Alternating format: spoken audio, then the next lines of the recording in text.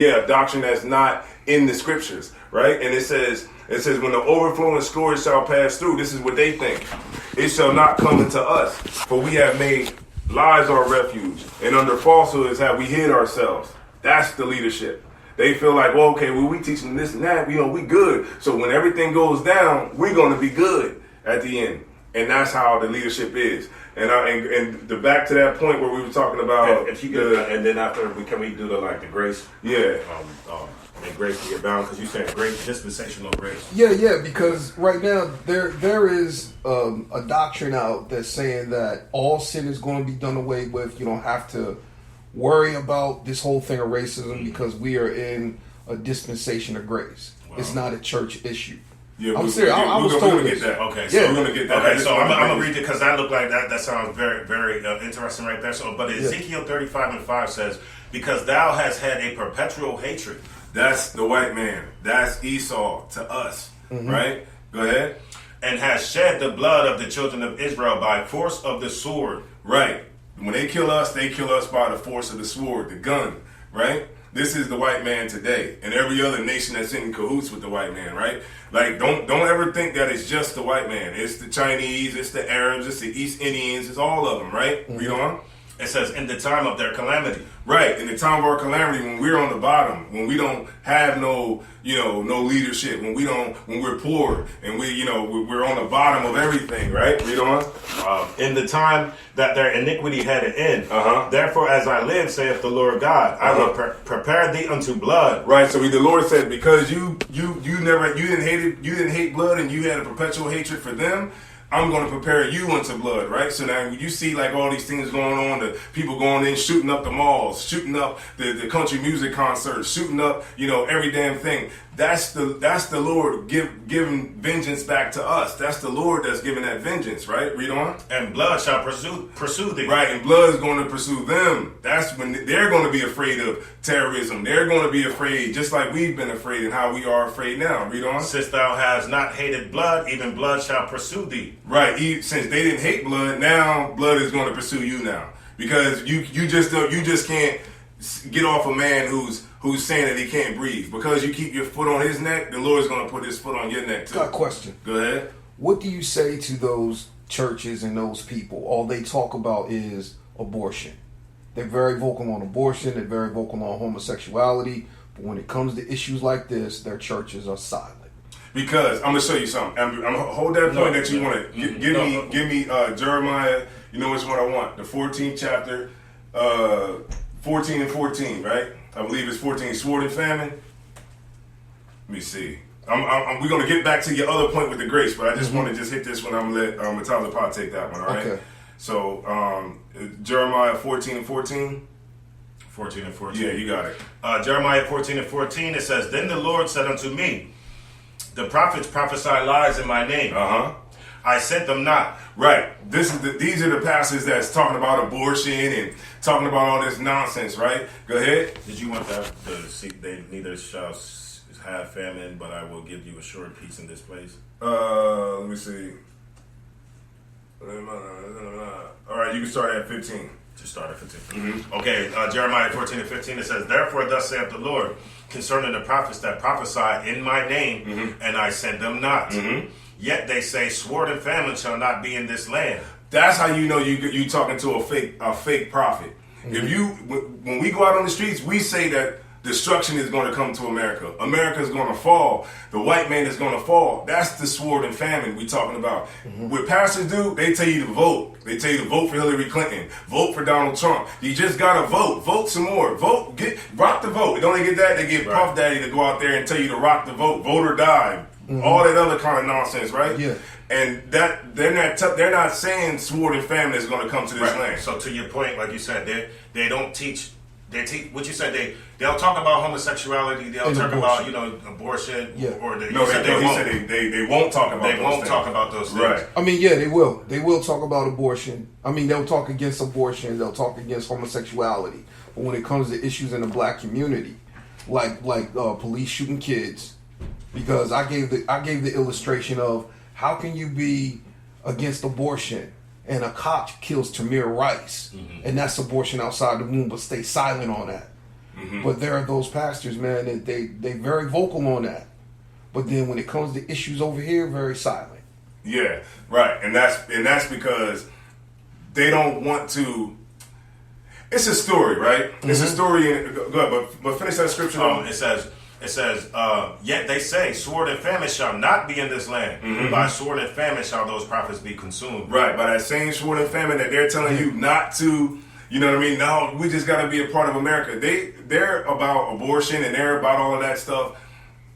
And they don't speak against like what's happening to black people because they're a part of America. Yeah, I like the fact that you were saying that blood shall chase them, because I look at it what God said about Abel's blood being spilled and how it is speaking even from the earth. Yeah, crying. And it's crying from the earth. And I look at it, how long have black people's blood been crying from the earth? Right. You know what I mean? Right. Because at this day and age, America's being judged.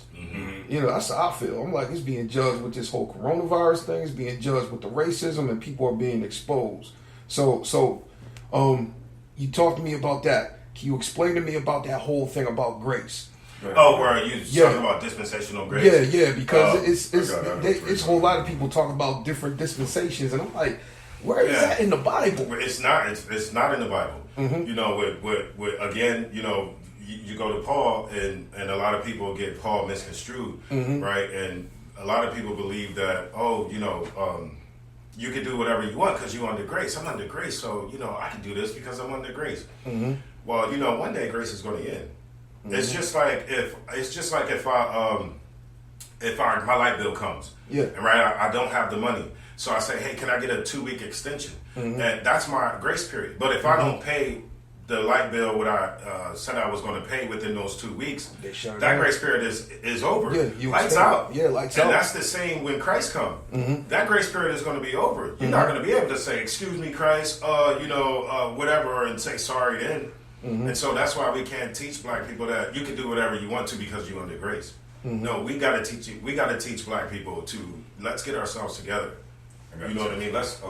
So this is Romans chapter 6, verse 1. It says, what shall we say then? Shall we continue in sin that grace may abound? Paul is saying, shall we continue in sin? So should we continue in sin because we under grace? Right. God forbid. No. God forbid. Yeah. God forbid. No. Right. And I'll read down to, I'll give you 14. Romans chapter 6, verse 14. For sin shall, this is where they get jacked up at. For sin shall not have dominion over you, for we are not under the law, but under grace. They say, we are under the law, brother. Yeah. We are under grace. But remember, this is right after Paul just said. This is right after Paul just said, shall we continue in sin that grace may abound? Did they just not read that? Yeah. So then that means Paul can't be what you think you reading right there, where it says that I'm not under the law, but I'm under grace. It can't mean what you think it's meaning, because he just told you not to continue in sin because you're under grace. So if you continue in the sin of racism, you're totally missing it. Could I say something real quick? When he says, for sin shall not have dominion over you, for ye are not under the law, but under grace. Yeah. Remember, there's two types of law. Yeah. There's a law not to be a homosexual, and then there's a law of what would happen to you if you was a homosexual. They're like, you got to get stoned. That law is what we're not under now. So because these our brothers and sisters out here in the LGBT community, which you're sinning because you're a homosexual, but right now you're not getting stoned for it. So that's the law that we're not under right now, because you have the grace right now. So because you're not getting, when with adultery, committing adultery or whatever, you're not getting the punishment that you would receive if we wasn't under the grace that we have right now. Right. So that's what Paul is basically saying, is that shall we sin because we are not under the law but under grace? God forbid. Right, because the Levites will come and kill. If you did something back in the day, back in Moses' time, the Levites would come and kill you. The Levites would come and exact punishment on you according to the law. You see what I'm saying? They would also be like the police, or what some people call the law. You know what I mean? But that law of being punished, that law that they would, that you should get stoned, or you should get hung, or you should get your head cut off, whatever. Whatever the punishment is, we're not under that. Because right now, a homosexual isn't getting killed. for being a homosexual. No, black men aren't being killed for dating white women. You see what I'm saying? We're not being killed for selling drugs or anything like that. Like, drug dealers can potentially last 20 years. So, you know what I mean? It's really short-lived for us, but you know what I mean? Yeah. You're not getting put to death right at that instant. Right. So verse 15 will end it out. It says, now to give you a better understanding, when you read verse 15, it says, what then? Shall we sin because we are not under the law, but under grace? God forbid. No. Just because you're not getting killed for being a homosexual doesn't mean that you got to be one. Yeah. That's what he's saying. But the pastor will stop you. Don't let him one-line you to death. Don't let the pastor one-line. He'll one-line you. He'll say, we're not under the law. We're under grace. And he'll stop. Yeah. Close the book. Because you don't have a Bible and you don't read the Bible, and he knows that. That's where it is. Because I tell people all the time, I'm like, your pastor knows that you don't read, and y'all believe it all. You know why we believe it? Yeah. Because he's in there with those nice suits. He smells good. He's clean cut. He's a great orator. Like, he can speak well. You go into his office, he got the degrees up there. He was the bachelor here. He got a bachelor's degrees from here, associates from there, a theologian degree from here, a doctorate from there. And so you're like, oh, this brother did the research. He knows what he's talking about. And so therefore I don't have to, research what he said. Yeah, I can sit trust back him. and I trust him. Yeah. He got my best interest at heart. But really, he doesn't have your best interest at heart. Because if he did, he would learn it the correct. He would actually read it and learn it the correct way. Because a lot of the pastors have come across the Israelites and they know what we teach, but they choose to teach otherwise. They choose to continue to teach the doctrine that's going to destroy black people. Prime example, T.D. Jakes. He did a whole sermon on the Israelites. Talking about the Israelites and saying that we couldn't, afford to feed our members and chocolate, potato chip babies and all that kind of stuff like that. Because he doesn't want to leave. He doesn't want to lose his position in white America. Because the first thing he did was stood a white man up and said, "He's my brother." Go ahead. I'm sorry. No, because that's the thing. That's what I mean about, we got to decolonize our faith. And I believe that right now that you're starting to see people are putting their ministry brands, putting their business brands before the community. And they will say anything, do anything to protect that brand, even if it means I got to get out here and say Black Lives Matter. Yeah. You know what I mean? But some of them, man, they're not with it. I know they're not with it. Their heart ain't with it. Go ahead. And just one statement real quick, so I get if I may. Yeah. We can see how much of our interest that they have. We can see how much black pastors really care about us when they will go to Donald Trump's office and say that he's the most pro-black president that we've ever seen. Did you see that? Man, that right there, I look at it like, if you can do that and stand with that man, because the Bible says that evil communication corrupts good manners. So my question is that you become questionable when you stand with that man and you look at everything that he has done. When he is said about the, Colin Kaepernick and all the NFL guys that were protesting, he fired them sons of bitches. When he talks about Africa, shithole countries, when he talks about LeBron James and Charlottesville, there's good people on both sides, and then has the audacity to tear gas and rubber bullet people, and then go stand in front of a church with a Bible. So my question is, I'm like, how is it that you black pastors, how can you stand with that man? Right. You know what I mean? And so it sickens me to see that, because I look at it as a photo op, because he's not going to listen to you. You know what I mean? Right. But Donald Trump is good for black people. He's good for us because he forces you to understand something that you might not have wanted to accept. And that is that the white man is the devil that the Bible speaks about. The white man hates you. At the core, he hates you. I'm not talking about the 100 people that you might know, across the United States that, you're cool with at work or anything like that.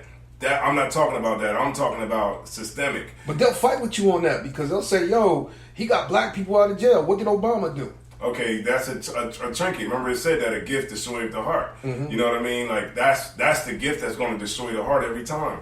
This is what we got. This is the solution, right? What we have to do is we have to see all the great things about America. America's a great country. Over here, right now, you can get rich off of YouTube. You can go on, like a podcast. You can do a podcast and get rich off that joint. You know what I mean? It's a place. It's a place of opportunity. It's a place that you can grow. You can become a billionaire in America with the right idea. But what we have to do is we have to see all the things that America has, and we have to not be a part of it. Okay. You see what I'm saying? Like when you look in the book of Ezekiel, when Ezekiel was prophesying against Tyrus, right, which was a great city, like a great place, and they had the big boats, they had all the nice things you could think about.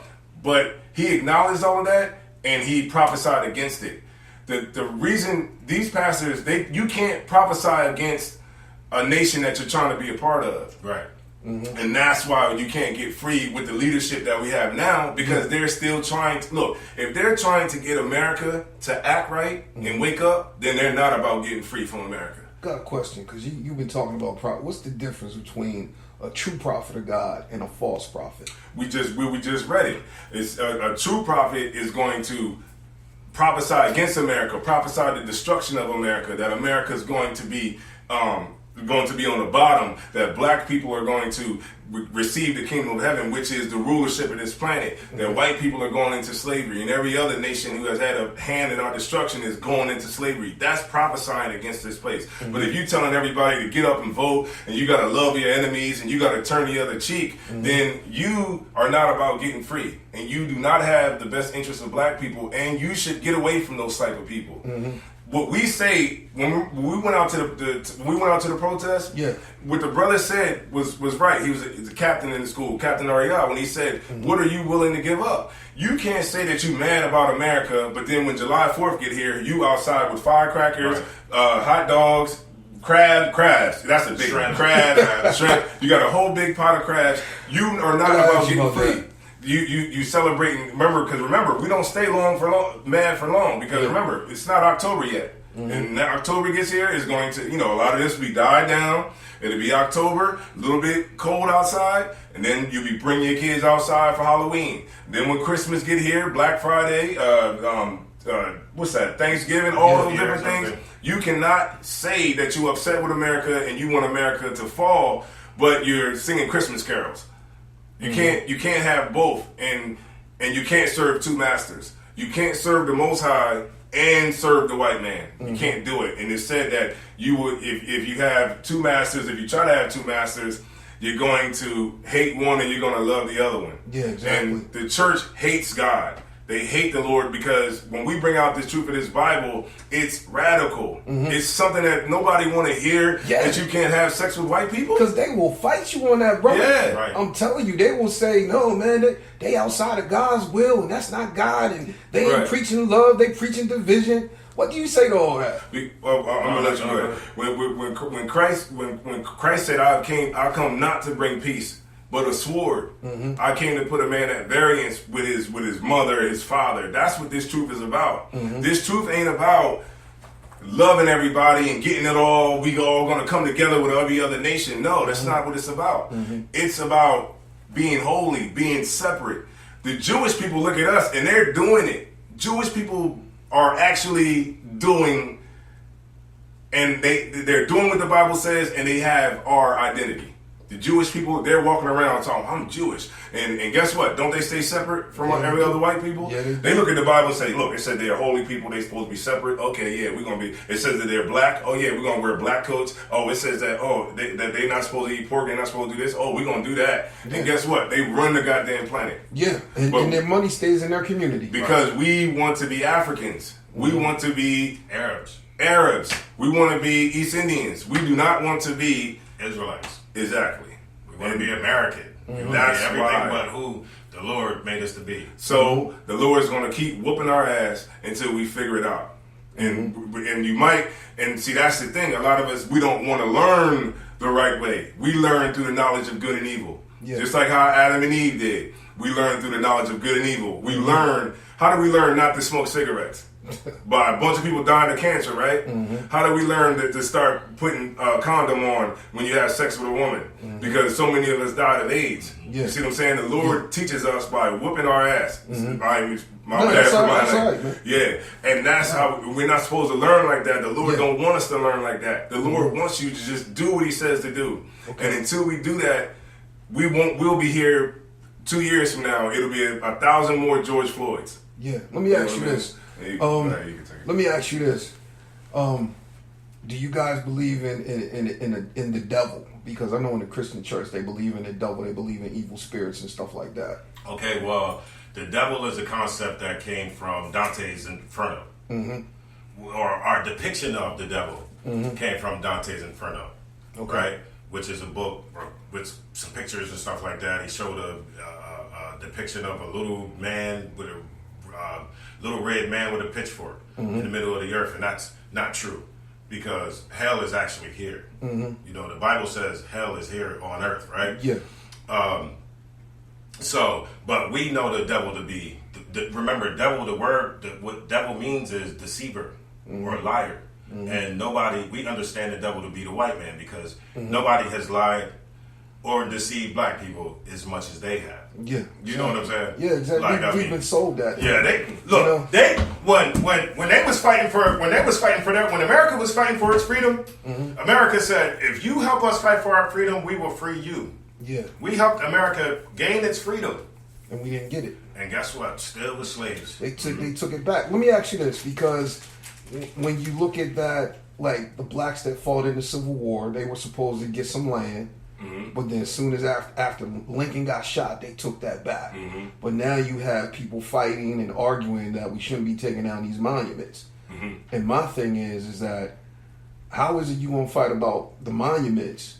And if you're saying that is wrong, then if that is wrong, then honor the contract. Honor the contract of 40 acres and a mule. Honor that.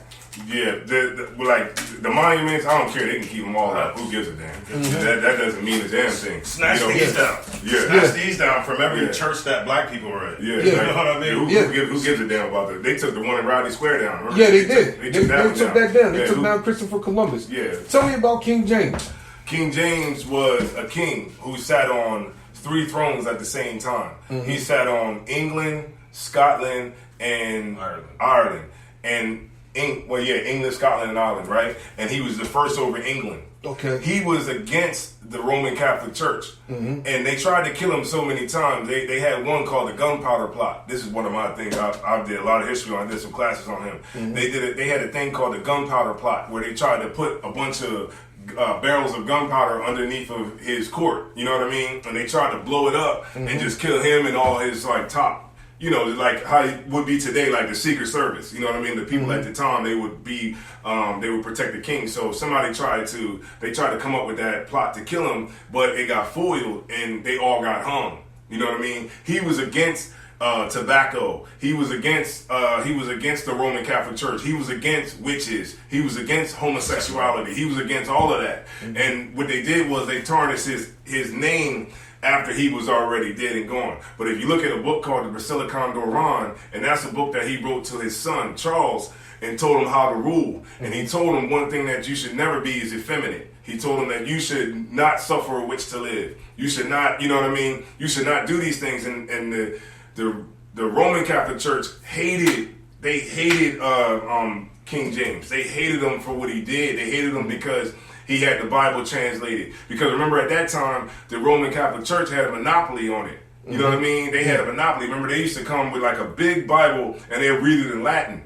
But what he did, and so more of the like upper echelon people would only be able to know about it. You see what I'm saying? Yeah. And this all come through slavery. We've been under white people longer than 400 years. We've been under white people for about about 3,000 since the Greeks and the Romans. Yeah, since the Greeks, we've been under white people. We've been under white people for so long that it is in our DNA. You know what I mean? We know everything about white people. You know what I mean? Like, we know, like, and I'm gonna get back to this, right? But we know when you go to your job, you know that you can't put Power 99 on the radio. You know if they're playing loud, if they're playing music on the radio, you know that you can't put Power 99 on. You know that it's an unwritten rule that you gotta have country music or rock music, and that's always good. It's because we've been under white people so long. But back to what I was saying with King James. King James had the Bible translated from the ancient Greek and Hebrew to the 1611 right here. to the 1611. And does that include the Apocrypha? This does have Yes. the Apocrypha. Okay, because you have some versions. Let me ask you about the different versions of the Bible. What's your thoughts on that? the different versions of the Bible is just a version to take away the power of the King James version. Right. Okay. So when you look at King James in Deuteronomy, the 28th chapter and the 68th verse, right? 28, 68, right?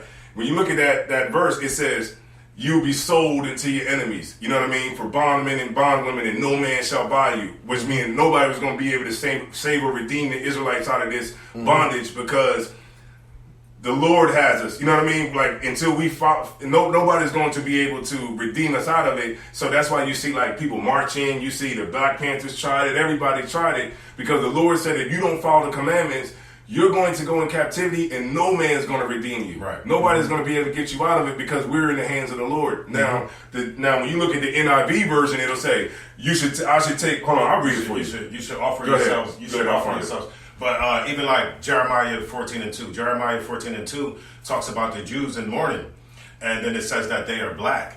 And then when you go to the different translations, they take anything referencing black, or like he said, it'll say you'll offer yourselves up into slavery and things of that nature. And so a book that I just got recently was called Facts. It's called Facts is Facts, and the book was written by a Jewish. It was written by a Jewish white man named what was his name? Benjamin Friedman. And what he said that we have all of these versions because the so-called Jews wanted to make changes to the Bible to take out anything that would be offensive to them, or stuff like that. Okay, here we go. All right, I'm going to read it for you. This is just push the issue home, and then I'll move on. All right, Deuteronomy 28 and 68. It says, this is in the King James version. All right, and the Lord shall bring thee into Egypt again with ships. This is Egypt right here in America. This is Egypt now, right? Look at on the money. All the Egyptian. Why is it all this Egyptian stuff on the money if we in the white nation, right?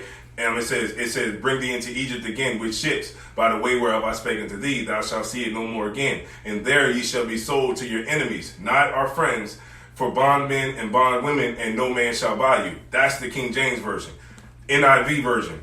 The Lord will send you back in ships to Egypt on a journey I said you should never make again. There you will offer yourselves for sale to your enemies as male and female slaves, but no one will buy you. Who the hell is going to offer themselves as a slave to somebody?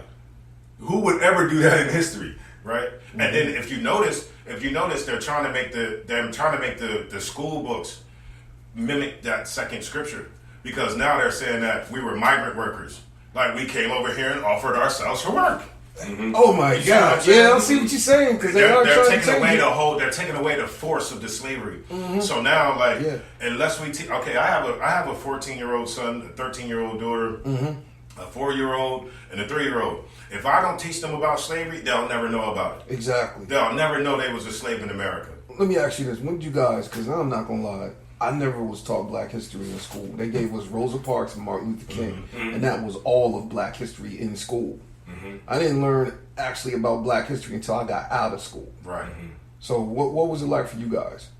It's the same. It's the same thing until Commanding General Yohana taught us. When we came to school, I didn't know nothing. I was African. Thought I was an African until I came in here and I understood. Like, I was in all those groups, right? That Pan-Africanism, all those different groups, Islam and stuff. And then I started realizing, like, where are they at? There's no Africans in none of these groups. The Pan-African movement, all these different movements, it's not Africans in them that wants to help us. It's us trying to join with them.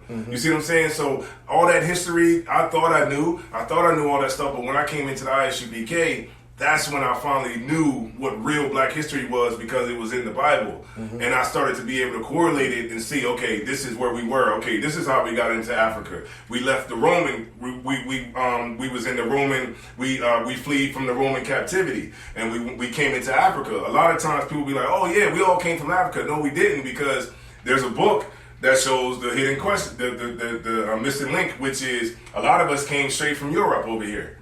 A lot of us didn't even go to Africa. We came straight from Europe to over here. A lot of the people that's in Barbados come from Ireland.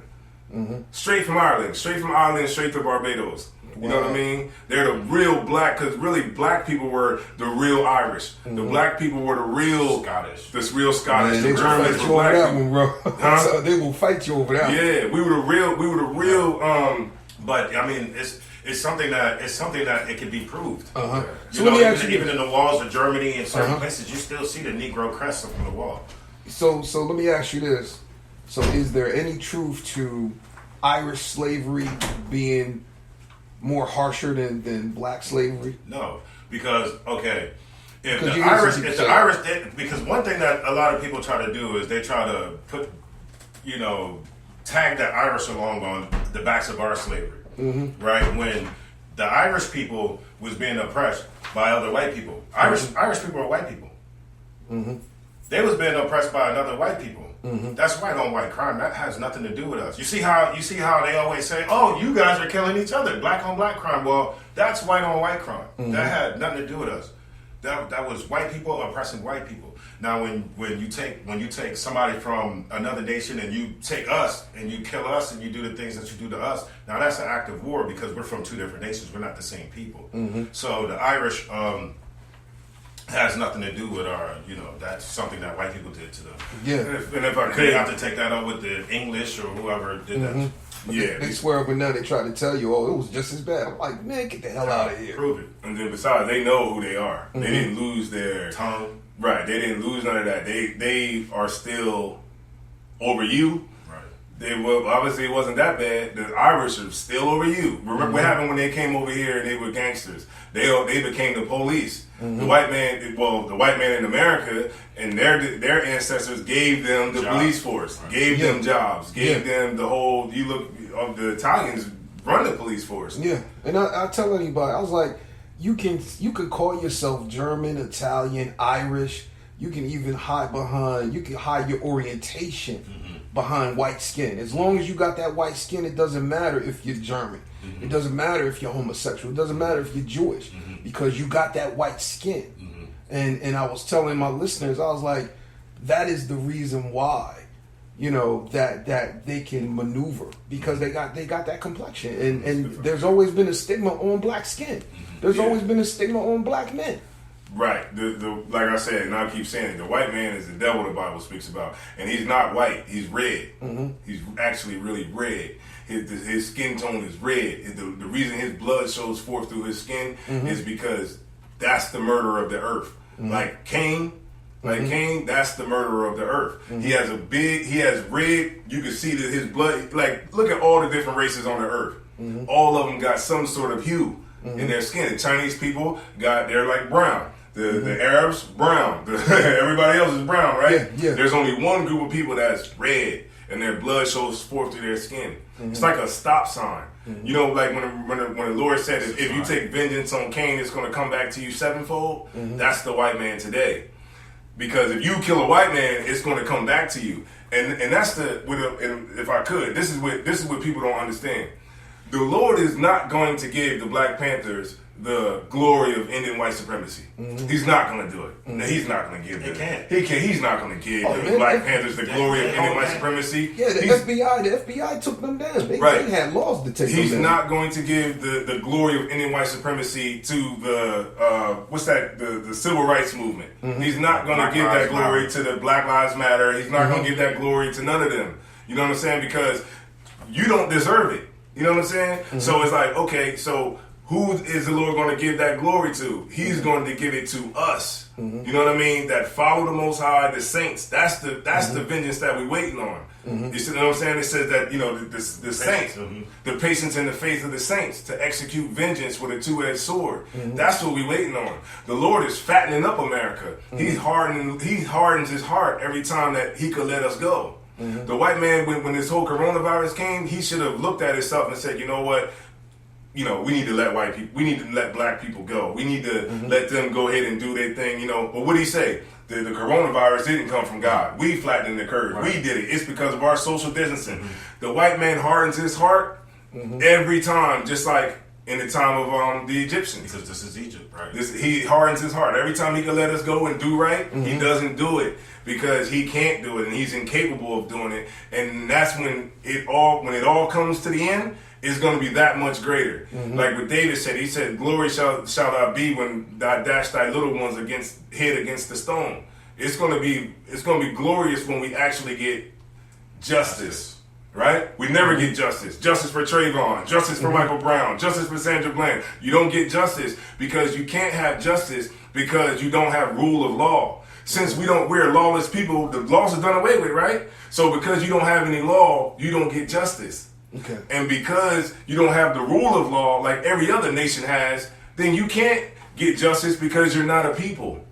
And that's why you'll never get justice under this white man until you separate from the white man. And really, when you think about it, we're not even segregated really anyway. Right. The only time we really we're included, We're not really integrated. Yeah, we're not integrated because the only time you really integrated is when you go buy something. Because after you go home from work, you go home to people that look like you. They go home to people that look like them, and they're totally different opposites of the spectrum. Yeah. You see what I'm saying? I got a question.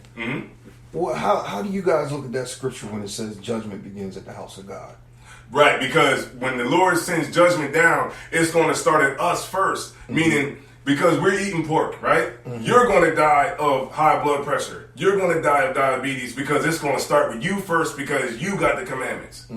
That's why. The Lord is like, it's going to start with you. When the coronavirus came, it's going to start with you because you want to be up underneath white people. You don't want to stop doing what you're doing. You want to still keep smoking weed, passing the coronavirus around because of the things that you're doing. And when the Lord sends that judgment, it's going to start at you. It's like a kid. When you look at the Lord, it's like a father-son relationship. So it's like the Lord. So the Lord is like a parent, and just like how you would be to your kids. When your kids go to school and they acting up, you're going to beat them first.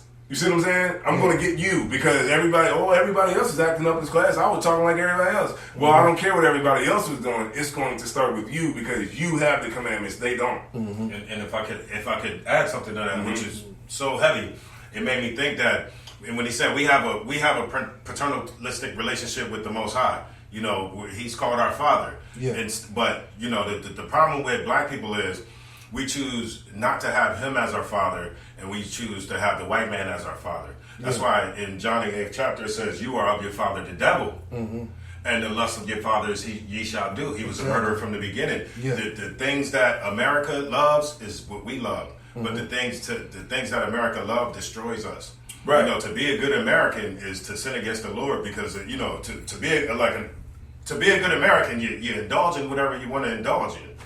Could you hand me that real quick? And I know you listeners can't see this, right? But you can see it, right? Yeah. When this image, I'm going to just say it out loud. This image of Caesar Borgia, right? This image of Christ. Yes. This is who sweeps up the mess when we kill each other. This is who we have to go to when we was in the street, in the house, and going to the Walmarts trying to get toilet paper.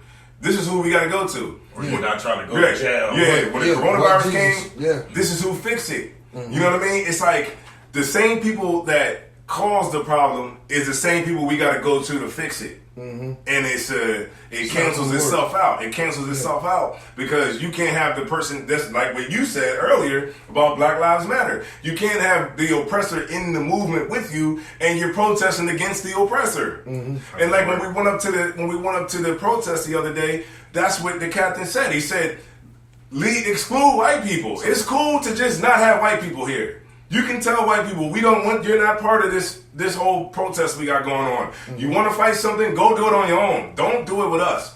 And until we start being selfish like that, until we start being a little more racist, right? That's what they try to say. The problem is black people ain't racist enough. Right. Chinese people are racist. Why do you think when it comes to voting, they not worried about the Chinese vote? Ain't a lot of Chinese people in America? They got Chinatown in every major city. I've never seen They're not worried about being mayors. Have you ever seen Donald Trump put on a one of those monks? You know the suits that the monks wear. When you know how he go to church, he put on a shawl. He go to the Italians, he'll put on like a fighting Irish shirt. Or if he goes to black people, they'll go and serve what's that called? Soul food. Remember Joe Biden went and served soul food? Why don't you have none of the candidates going and putting on a Arab hijab and going into the mosque looking for the vote? Why they don't go to the Chinese stores and go serve Chinese food? It's because they don't give a damn about the Chinese vote or the Arab vote. They only give a damn about your vote because whoever wins the election gets the football. It's like black people are the football in the game, and white people are just tossing the football around, and whoever wins the election gets the football, which is black people. Mm-hmm. You know what I mean? And that's why you never see black Chinese people, trying to be mayor or nothing like that, right? And then you also don't have Chinese Lives Matter movement.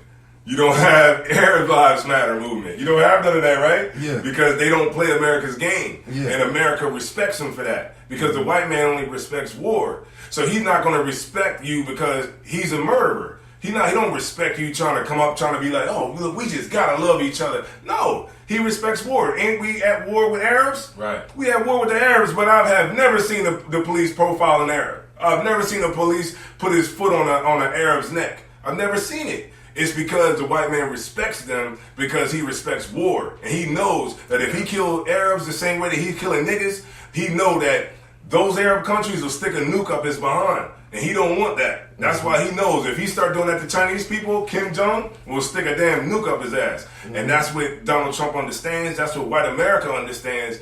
And the one thing that they will never understand is that black people are human. They won't understand it. They you might have some people that might say, oh, yeah, but they're not really willing to give up. They're not really willing to really give up something. And you see, like, they'll come and protest, and they'll come and burn a building down where you live at, right? They'll burn a building down. They'll burn the Wendy's that you can go to. But guess what? Where's Antifa at now? They in the house, in the suburbs. Mm-hmm. And while we're being blamed for all the mayhem. Yeah, right. Exactly. Right. I saw that I was told I went to Al's the next day because at the protest at Rodney Square, they was blaming it on the group that was there. Mm-hmm. But like I said, no, I believe that people got wind of it. And you had white people that were there, anarchists that were there, and they used it as an opportunity to go and riot.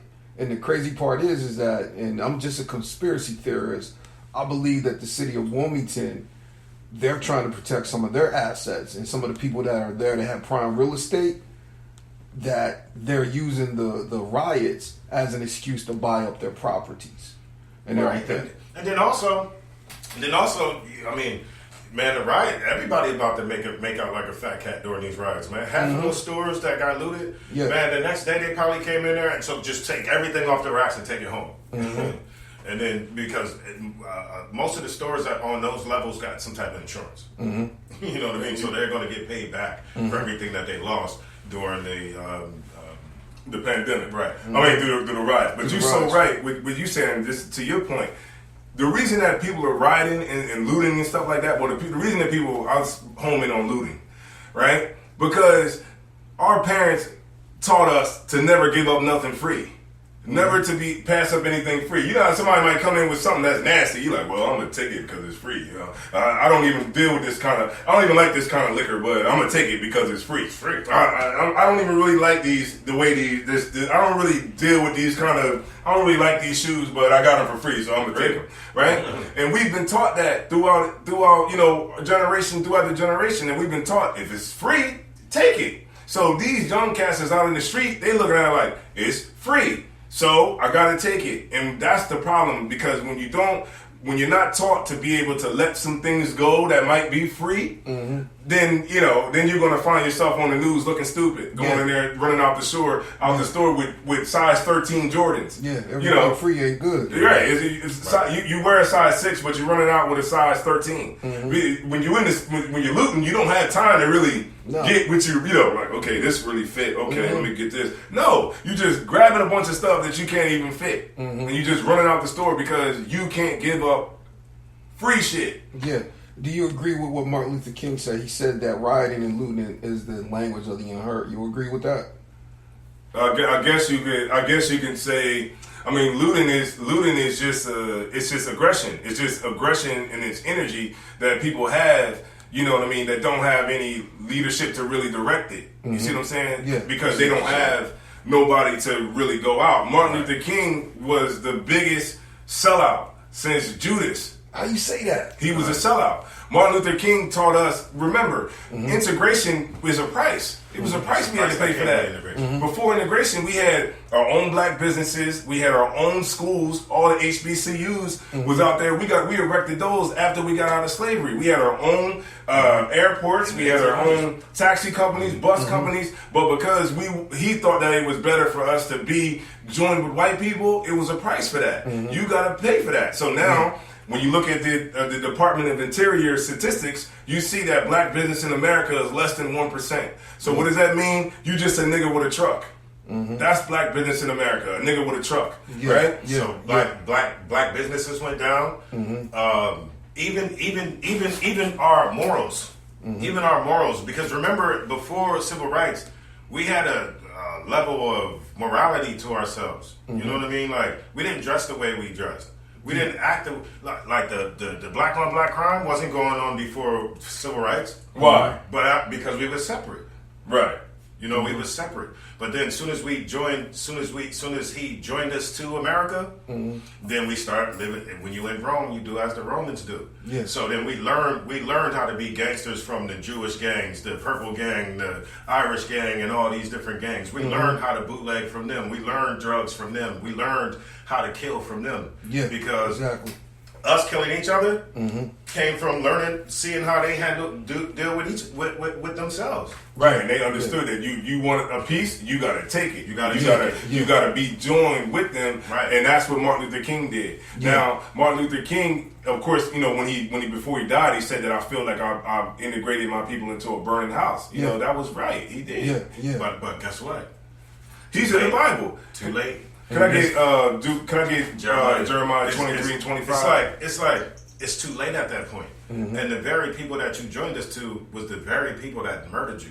The very people that took your life. He said, what he said, he wanted America to live up to the true meaning of his creed. Man, he said, yeah. That's what he said. I have a vision that one day America will live up to the full meaning of his creed. And it did. It killed you. And that's the meaning of America's creed. And this is Jeremiah 23 and 25. Martin Luther King's in here too. He's in the Bible. He was already prophesied a long time ago. He got prophesied in the book of Deuteronomy and the book of Jeremiah. And this is, if we would have knew this, we would have seen what would have actually happened. And I'm going to bring it home to a point. You got it whenever you know. And this is actually something that he should have known if he would have read the Old Testament. Like most Christians don't. A lot of Christians don't. You know why they say that, right? What's that? They say that we got the Old Testament, but we're in the New Testament. We're in that, like we said earlier, that whole dispensation of grace. You know what I mean? This is the logic behind. You have to read the Old Testament to see why we even had to have a new covenant. Yeah, and you got to read that to see why Christ came, and then to see why and the things that those brothers did that was wrong. You don't do those things. But the things that the brothers did was right. No. You do those things, right? But ain't if I could, I just want to add on to your point. But ain't tithes in the Old Commandment? Yeah, the Old Bible. I mean, the Old Testament. Right? Ain't tithes in that? That's good though. Tithes. Keep that law. Yeah, keep that law. Right. Yeah. See, that's what I mean. We cherry pick what we want to believe. You know what I mean? Whenever you're ready, slug it, brother. Look, now check this about what Jeremiah said about the false prophets. Jeremiah 23 and 25 said, I have heard what the prophet said that prophesied lies in my name, saying, I have dreamed. Right. There's only one person in history that is so prominent that stands out clearly who that is. Yeah. We know that Martin Luther King's this whole planet knows about that dream that he had when he said that I have a dream. Everybody knows that. So that little black kids and little white kids gonna be holding hands, right? It says, how long shall this be in the heart of the prophets that prophesy lies? He said, they are prophets of the deceit of their own heart. Right, so that's what it's talking about. If the deceit of his own heart was to try to bring black people and white people together and try to make white people straight. But you can't make what the Lord created to be crooked. You can't make white people straight. You can't. It won't work. Is there a scripture on that you can't make the crooked straight? Yeah, it says you can. Who can make straight what the Lord made crooked? Yeah. And so that's why the Lord doesn't hate white people, so to speak. He doesn't hate white people because of the color of their skin. He hates white people for what they do to us. He hates white people for the violence that they commit against us. And for that, white people are going into slavery. That's according to the Bible. According to the Bible. Yes. I want to go in another direction. We was talking about crabs and shrimp. Talk to me about that. Because it's black people love that. Right. We love anything that's unlawful. And remember what the scriptures say. The scripture says in Judas 5:20, like it's two guys that's talking, and they're talking about the Israelites, and he's like, well, if the Israelites sin against our God, then we can go and overtake them. But if the Israelites aren't sinning against our God, then leave them alone because you're going to be destroyed. Now that's something that our oppressor understands because they know this. They know the scriptures the same way we do. Okay, and they understand that if they can keep us in sin, Judah 5:20, it's in the Apocrypha. Okay, they understand that if they can keep us sinning, then they'll continue in rulership. Okay, all right. Yeah, I got it right here. So that's why pork is in everything you can. We gotta read the backs, the labels on toothpaste and candy and on like why would pork even be in that stuff? Yeah, exactly. Why would it other than and what purpose does it serve in that stuff? Here we go right here. This is the Leviticus, the 11th chapter, and the how does it go here? Oh, the 9th, 11 and 9. That's how I go right here. It's collegiate, right? Yeah. Right. It says of creatures that live in the water, these ye may eat. All those that have fins and scales, whether in a salt water or fresh. Is this the right Bible? That's the 1611. 1611. Okay. No, but that. Hold on. No, the English ain't right. Yeah, let me get the other one. He didn't give me a 1611 New English. Yeah, he gave. Oh yeah, that's garbage right there. Now you see what he's talking about. if you have a fireplace and get cold at night, throw it in there. Yeah, but what scripture was that? Let's go to Leviticus 11 and 3. Okay, Leviticus chapter 11 and verse 3. Out of the water. It says, whatsoever parteth the hood. No, not that far. We're going into I got to go down something. Yeah, you got to go down. It says of the creatures in the water. It says, verse 9. Leviticus 11 and 9. It says, these shall ye eat of all that are in the waters. Right, everything that's in the water. Go ahead. Whatsoever has fins and scales in the waters. Right, so you can't eat sharks, you can't eat octopus, you can't eat calamari, you can't eat scallops, you can't eat crabs, you can't eat lobster because it does not have fins and scales. Squids, octopus, right. Go ahead. Clams, we love some fried clams. And nothing in the anything whatsoever has fins, scales in the waters and the seas and the rivers, them shall ye eat. And all that have not fins and scales in the seas, in the rivers, and of all that move in the waters, and of any living thing which is in the waters, they shall be an abomination unto you. Right. So when we eating crabs are the natural filter of the water. When the Lord created the oceans and the lakes, He put crabs in the bottom to clean the water up. Shrimp. What the white man does is he takes all the damn crabs out the water. That's why the water's so damn dirty, because there's nothing in there to filter the water and keep it clean. There's nothing on the bottom that's eating the particles and stuff that's in the water to clean it up. Lobsters are filters. They're filters in the water. Crabs are bottom feeders. Shrimp are roaches in the water. And the Lord don't want you eating that stuff because that's beneath you. You got royalty running in your veins. And so the Lord doesn't want you eating that stuff, and that's why we have high blood pressure. That's why we have diabetes. That's how you see them old ladies with the big fat legs that can barely walk. It's because she's been eating pork her whole life. You can't figure out why. You can't figure out why you diabetes, why we have diabetes, or why we have high blood pressure. But it's because we're eating the things that the Lord told us not to eat. And then we turn around and try to bless it. Like, Lord, please bless these items that you told me not to eat. Like, come on. At some point, we got to be able to stand up and to stop making excuses. Yeah, I love that. I love that. You guys put an emphasis on teaching, man. How much of a priority is teaching our people, man? Because the one thing that I see in black churches, they get that preaching message, they get the shouting and buck dancing, but ain't no teaching involved. Right, because they understand that, if I could, they understand that it's a song and a dance. Black people, we like to be entertained. We like to dance. The United Steppers for Christ, the On Fire for Christ, the Warriors on Fire, the Warrior Steppers for Christ. We like to be entertained. So that's what he's going to do. He's going to entertain you and rock you to sleep and make you feel good about being in slavery, and then they're going to send you home. So it's very, very important because our lives are on the line. You know what I mean? If you knew, like in this school, right, I.S.U.P.K, we know how to deal with police. When the police pull you over, you tell them, yo, he said, yo, you were speeding. Okay, no sweat. Give me your license and registration. Okay, I'm about to get my license and registration. Or if they come up, before they come up, I already have it out. You don't have to be on the side of the road trying to say, I want to refer you to Supreme Court case in 1974, this, and this. I'm traveling.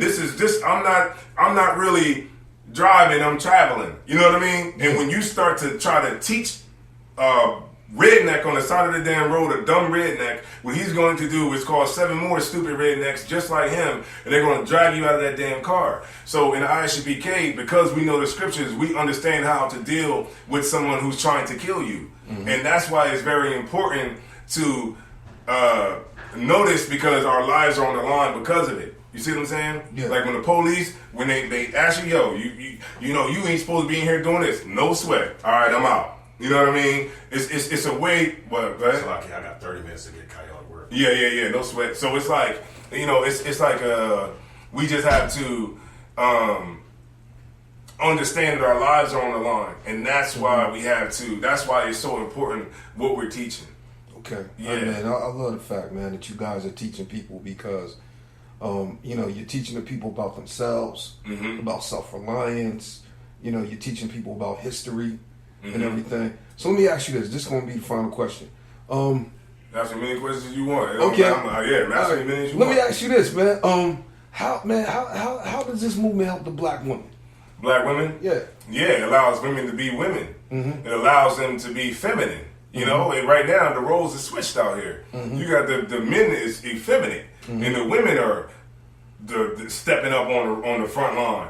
You know what I mean? When they don't have to. That's why we don't have women at camp, because it's dangerous. Why are you gonna put your women on the front line? Your women is what is supposed to be protected in any nation. No nation send the women out to war. You know what I'm saying? The men go out to war. The young men go out to war, and we fight. The women don't have to fight. And what you'll see is, I've talked to a lot of women who are out on the front line, and they say it all the time. I don't want to be on the front line, but I'm on the front line because the men that I know and I'm around, they're weak.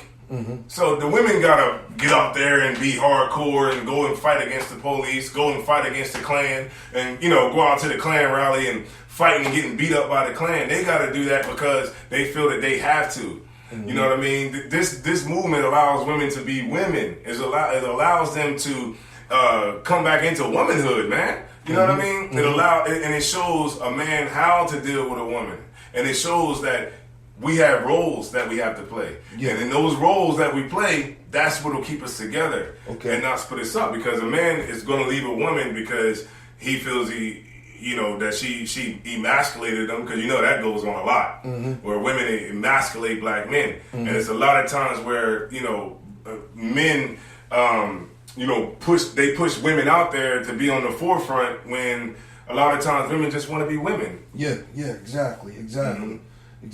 And that's why it's important. And this is not a movement. I would say this is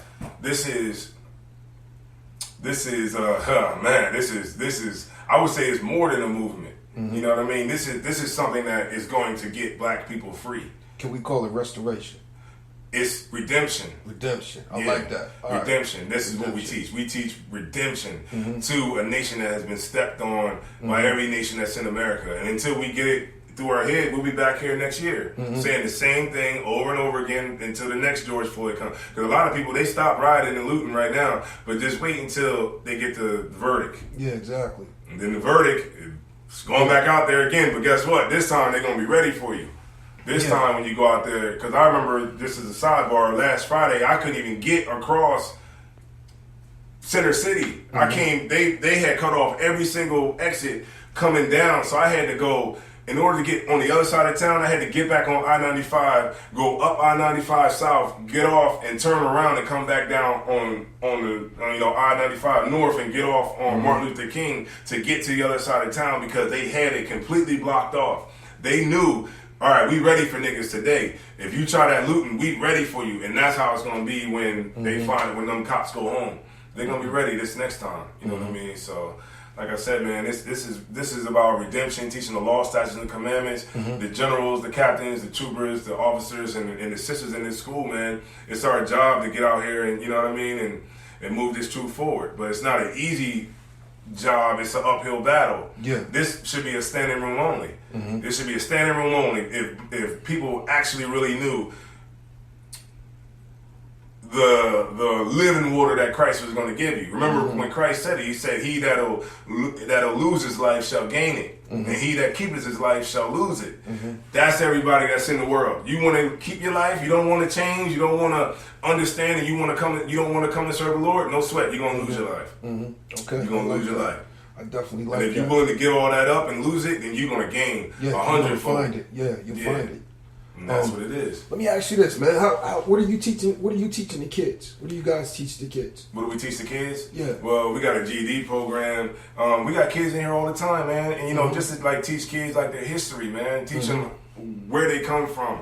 That's the problem. Like they don't know who the hell they are. Yeah. You know that it starts like that at home. You know what I mean? We got we got all kinds of programs, man. Like swimming. We take the kids swimming. We got a trip coming up next month. To the museums down in D.C.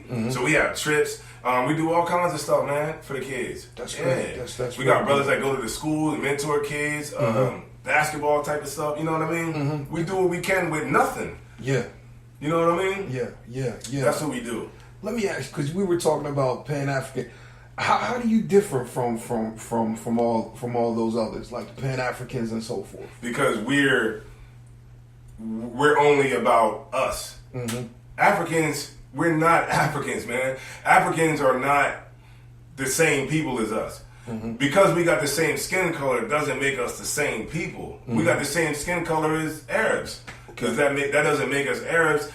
Look, you can take a person and then a lot of people say, see, but the Africans, see, they were in Africa for 500 years. See, they don't have no connection with you. Yeah, but that's not... Okay, if you take a person that's from China, that has never been to China, that was born in America, they have a connection with China. You see what I'm saying? When them Chinese people come over here from China that lived there their whole life and they come to America, they understand the connection that they have. When Africans get over here, they don't have no connection with black people. Yeah, I hear that a lot. And I hear the clash. It's like, some Africans... They have a gripe with black people over here, telling them that they lazy, they this, they that. Yeah. They don't see the opportunity over here, and then some of us that are black people in America, they were saying, well, look, you sold us into slavery, you let us be sold, or you didn't even come and get us. So I get that. Can I make a point real quick? Yeah. The Africans, right? 1 second. The Africans who when you look at America, right? When America came over here and they were you had the king that they were subjected to the queen over in England, right? The 13 colonies that were here, they understood something. They understood that we're over here in these 13 colonies and we're signing this Declaration of Independence because we're our own people now. You see what I'm saying? And because they made that move, they're the superpower on the earth. Yeah.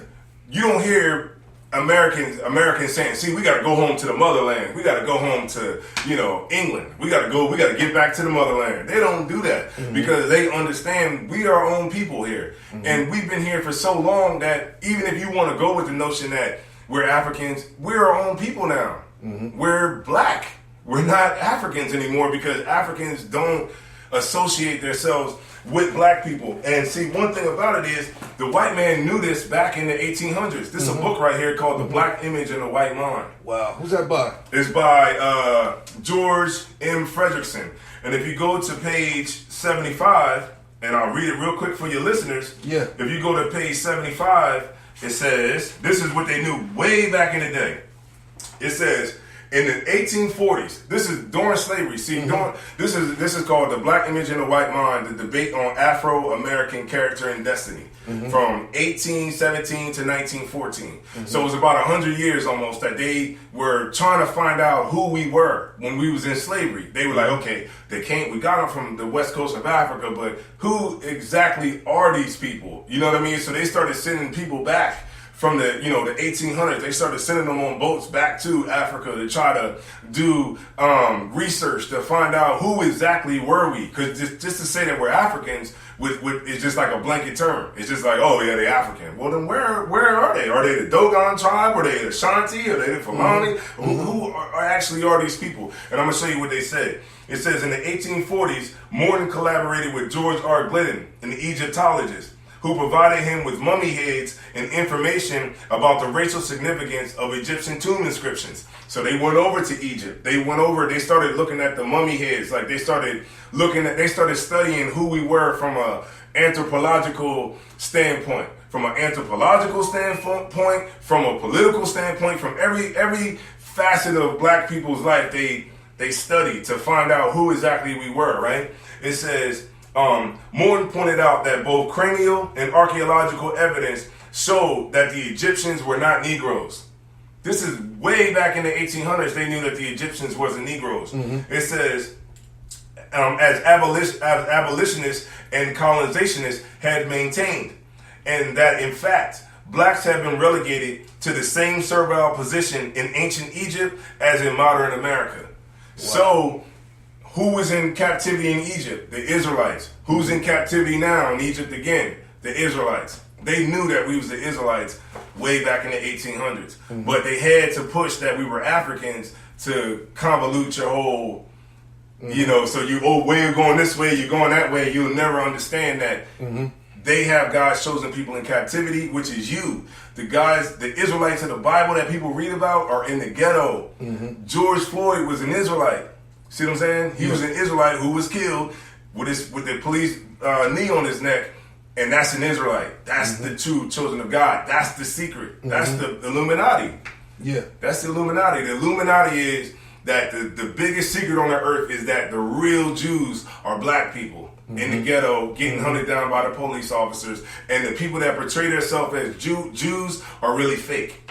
Wow. Let me ask you this, because I talked about this before the interview. What is your view on the Ethiopians in Israel that fight for the Israel army but yet can't get citizenship in Israel? Yeah, because the Ethiopians are not Israelites. People use that, they try to say that Queen Sheba had sex with King Solomon, and then Menelik, she had Menelik, and Menelik was a direct descendant from King Solomon, and then Selassie comes from that whole line. You know what I mean? That's what they try to say. And he's the Lion of Judah. He's not the Lion of Judah, man. Christ is the Lion of Judah. That's why he could never get black people free. If the Lion of Judah is here, we'll be free. You know what I mean? But the Ethiopians, they're doing like what anybody does. They're going into the land trying to claim that they're us. And so they're going over there. A lot of our people go over there and they make you fight in the army for 2 years, and then they got you by in Dimona and they next to the, what's that called, the what's that thing called, the nuclear reactor. They got people in Dimona under the nuclear reactor and stuff like that. So I mean, it's just like with anything, they're trying to take our identity and they're trying to go over there and trying to perpetrate it. Right? But then the real Israelites are here. Now there are Israelites scattered around, but the bulk of the Israelites are here in North, Central, and South America, Haiti, Jamaica, places like where the majority of the tribes are here. You know what I mean? In South America and all them different places like that. And do you see prophecy taking place right now? Yes. Where it said that, and the Lord said that it would be that day won't come until there come a falling away first. The Lord is showing you the white man's evil, ugly side. He's showing it to you right in your face so that you'll know. The Lord wants us to be free, but we have to notice it and figure it out. You know what I mean? But until we figure it out, then you're just gonna have to keep singing the same song. So yes, prophecy is being played out right now. Like it said that, when you ever read Zechariah 11:5? No. When it said that whose possessors slay them and hold themselves not guilty? That's us. Okay. All right. They are possessors. They slay us and hold themselves not guilty. All of that is all played out in the scriptures. Everything. Nation shall rise against nation. We're seeing it right now. Let me ask you this, going back to white Jesus. They always talk about his mother. So can we say the same thing about his mother, about the mother Mary and everything? Because I thoroughly believe they actually try to put her over top of God himself. No, Christ's mom is Mary. You know what I mean? The Catholic Church tries to do that. We don't worship Christ. Christ is our king. He's the king of Israel. And Christ leads us to the Most High. You know what I mean? He leads us to the Lord. He gives us the proper way how to keep the commandments. Because remember, we was always breaking the commandments and we didn't know how to keep it. So we just kept getting punished for not keeping the commandments. But the Lord understood that He didn't want us to learn that way. You see what I'm saying? Because even though we were seeing people get stoned for being homosexuals, it didn't stop us from being homosexuals. Even today, the white man tries to punish you to make you righteous. So we see right now that how much time would they give you for killing somebody? 1,000 years in prison, right? Does that stop you from killing? No. Because, and that's why Christ came. Christ came to be the reform, to give us, he taught us how to reform ourselves. He taught us how to keep the law. He taught us the spirit of the law. You know what I mean? Yeah. And the commandments is not hard to follow. You just gotta just want to follow it. But most people don't really want to give up their self to follow Christ. You know what I mean? So the Mary, all of it's fake. The Immaculate Conception ain't real. Christ's parents had sex like every other people have sex. He was in the ghetto in Jerusalem. Nazareth was the ghetto. It was two parents who had sex before they satisfied the dowry. The Catholic Church is just, they're the devil the Bible speaks about. Yeah. And and I don't see even why people is even in the Catholic Church anymore, because look at all them different cases of child molestation. So I don't even see why you would even want to even be in a religion that openly supports, child molestation. And then a lot of those priests, when they get a child molestation case, they'll move them to another city and give them a different name. You know what I'm saying? Yeah, they're still allowed to function. They still get a paycheck. Yeah, so it's all BS, man. The Catholic Church is BS. The Muslim mosque is BS. They closed the Kaaba stone down. Remember the Kaaba stone where everybody go? They closed all that down with coronavirus. I thought if you had all this faith in Allah, why didn't you leave it open?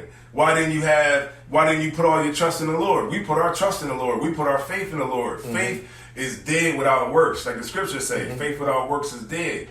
This is how you look. So we was in here the whole time the pandemic was going on. We was right here in here open back in March when everybody was scared out their mind to come out the house. We was in here every single night, every single day having class. And the brothers and sisters, and we had more people come into the school. Why? Because church was closed.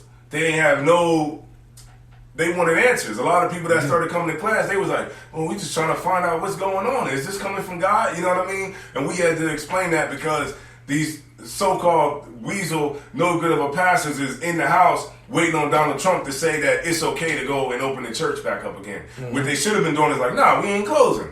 Yeah. We ain't closing. You put a fine on us, no sweat. We'll take every fine that you got, but we're going to keep this church open because we believe in God and we understand that God is going to be with us. They didn't do that. They said, COVID-19, go in the house, leave the ties under the door. You know what I mean? And so that's why we out here, man, and that's what makes it so important. But it's radical at the same time. When we went out to the protest, people was like looking at us like we was saying something that was like foreign. Like, it seemed foreign because it's like, how can you say that in being a Black Lives Matter and you teaching separation and you got black and white people together? Right, because remember, you can't have reparations without separation. Because, like, just say if they would have gave us reparations, right? We would have just spent it all and gave it all right back to the people that's oppressing us. Yeah. So how can you have reparations and get some sort of something from America if you're still joined with the people that's oppressing you? It's an oxymoron, I guess you would say. And so, it's like you can't do it. So the only way we're going to get free is separation. The 12 tribes of Israel have to separate. That means you got to take your spirit out of America. You can't go to the store on Mother's Day and buy those stupid cards. You can't go on Valentine's Day and get them nasty chocolates. You can't keep feeding the system and then expecting to think that anything else is going to happen different. Let me ask you this: don't you think people will say you're being legalistic?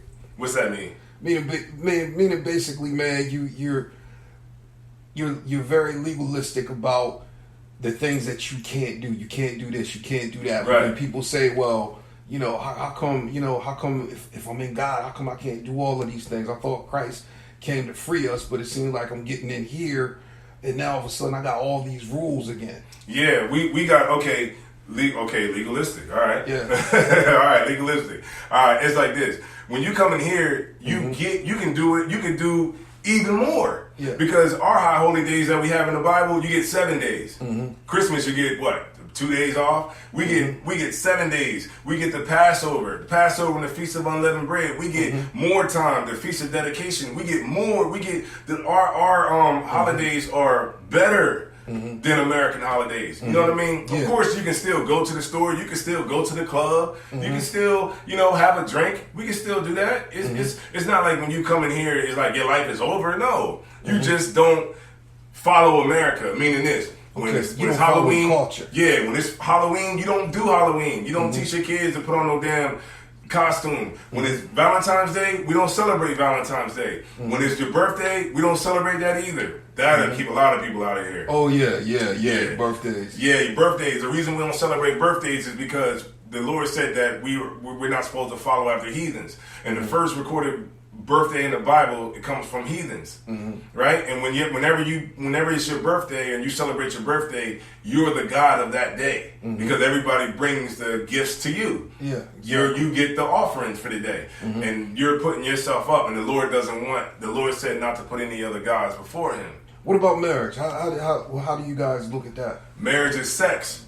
Sex is marriage. When you put your rod in a woman, that's your wife. You know what I mean? In America, they just tell you, live your life. Do what you want to do. Shake what your mama gave you, right? And then you go out there and you whore around all your whole life, and then you expect some man to marry you after that? You think these women that's on Instagram, you think they're going to get a husband? No, they're never going to get a husband because niggas going to be like, nah, I'm not going to have sex with you. I'm not going to wife you up. You didn't have sex with everybody. Yeah. You see what I'm saying? So that means you're very selective, no sex. If there's not going to be a covenant, then we're not going to have sex.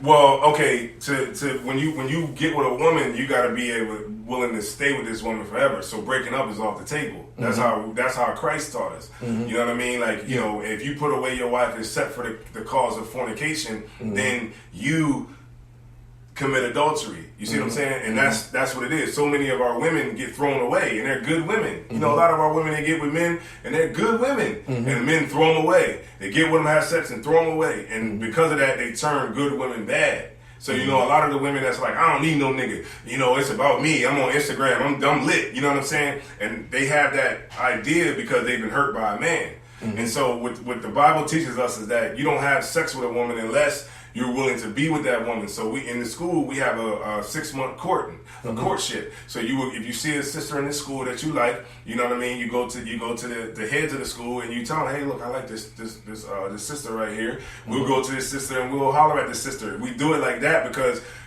you're not going to be up in here like hollering at the sisters. You know what I mean? Like, yo, what up? Yeah, on the slick top. Nah, because remember the sisters are coming in here to change their life. Yes. So like our rule is, they're in here trying to shed themselves of the world. So you give the sisters the time to shed themselves of the world. You let them chill. And so if you have a particular interest, then we'll hook y'all up. And then if she wants to, give you the time of day, then y'all will get a courtship. And for that 6-month period, y'all supposed to ask questions. Y'all supposed to, go out, enjoy each other's company. Find out the things that's in her life. She finds out the things that you dealing with in your life. And then after that 6-month period, if that's something that both of y'all want to do, then y'all go have sex. That's your wife. That's okay. So and you can't leave your wife, okay. which means you got to communicate. Yeah.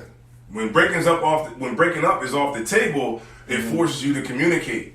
Because in the white man system, he gives you a way out by just telling you can get a divorce. Yeah, irreconcilable differences. Just have a divorce. So people get married for 2 years and be like, I gotta have a divorce because I don't want to deal with it because she's a monster. Y'all use the titles husband and wife? Yes. Okay. Yeah, that's the wife. That's the husband. Yeah, you know what I mean. So if you a brother who has a wife in the school, then you understand that before y'all even got to that point, y'all went through the courtship, and that's something that y'all wanted to do. And so during the courtship, you don't see each other naked. You don't, you know what I mean. You don't do those types of things because she might end the courtship. She might not, she might think you handsome and all that kind of stuff. But when you open up your mouth, she might not like it. The sister might not like it. So she might say, "Oh, I don't think this brother was cool. I like him." You know what I mean? But yeah, but I don't really want to. I don't really want to be with this brother. Or the brother might say, "Hey, sis, I like the sister. She cool, but I don't think this is something we need to do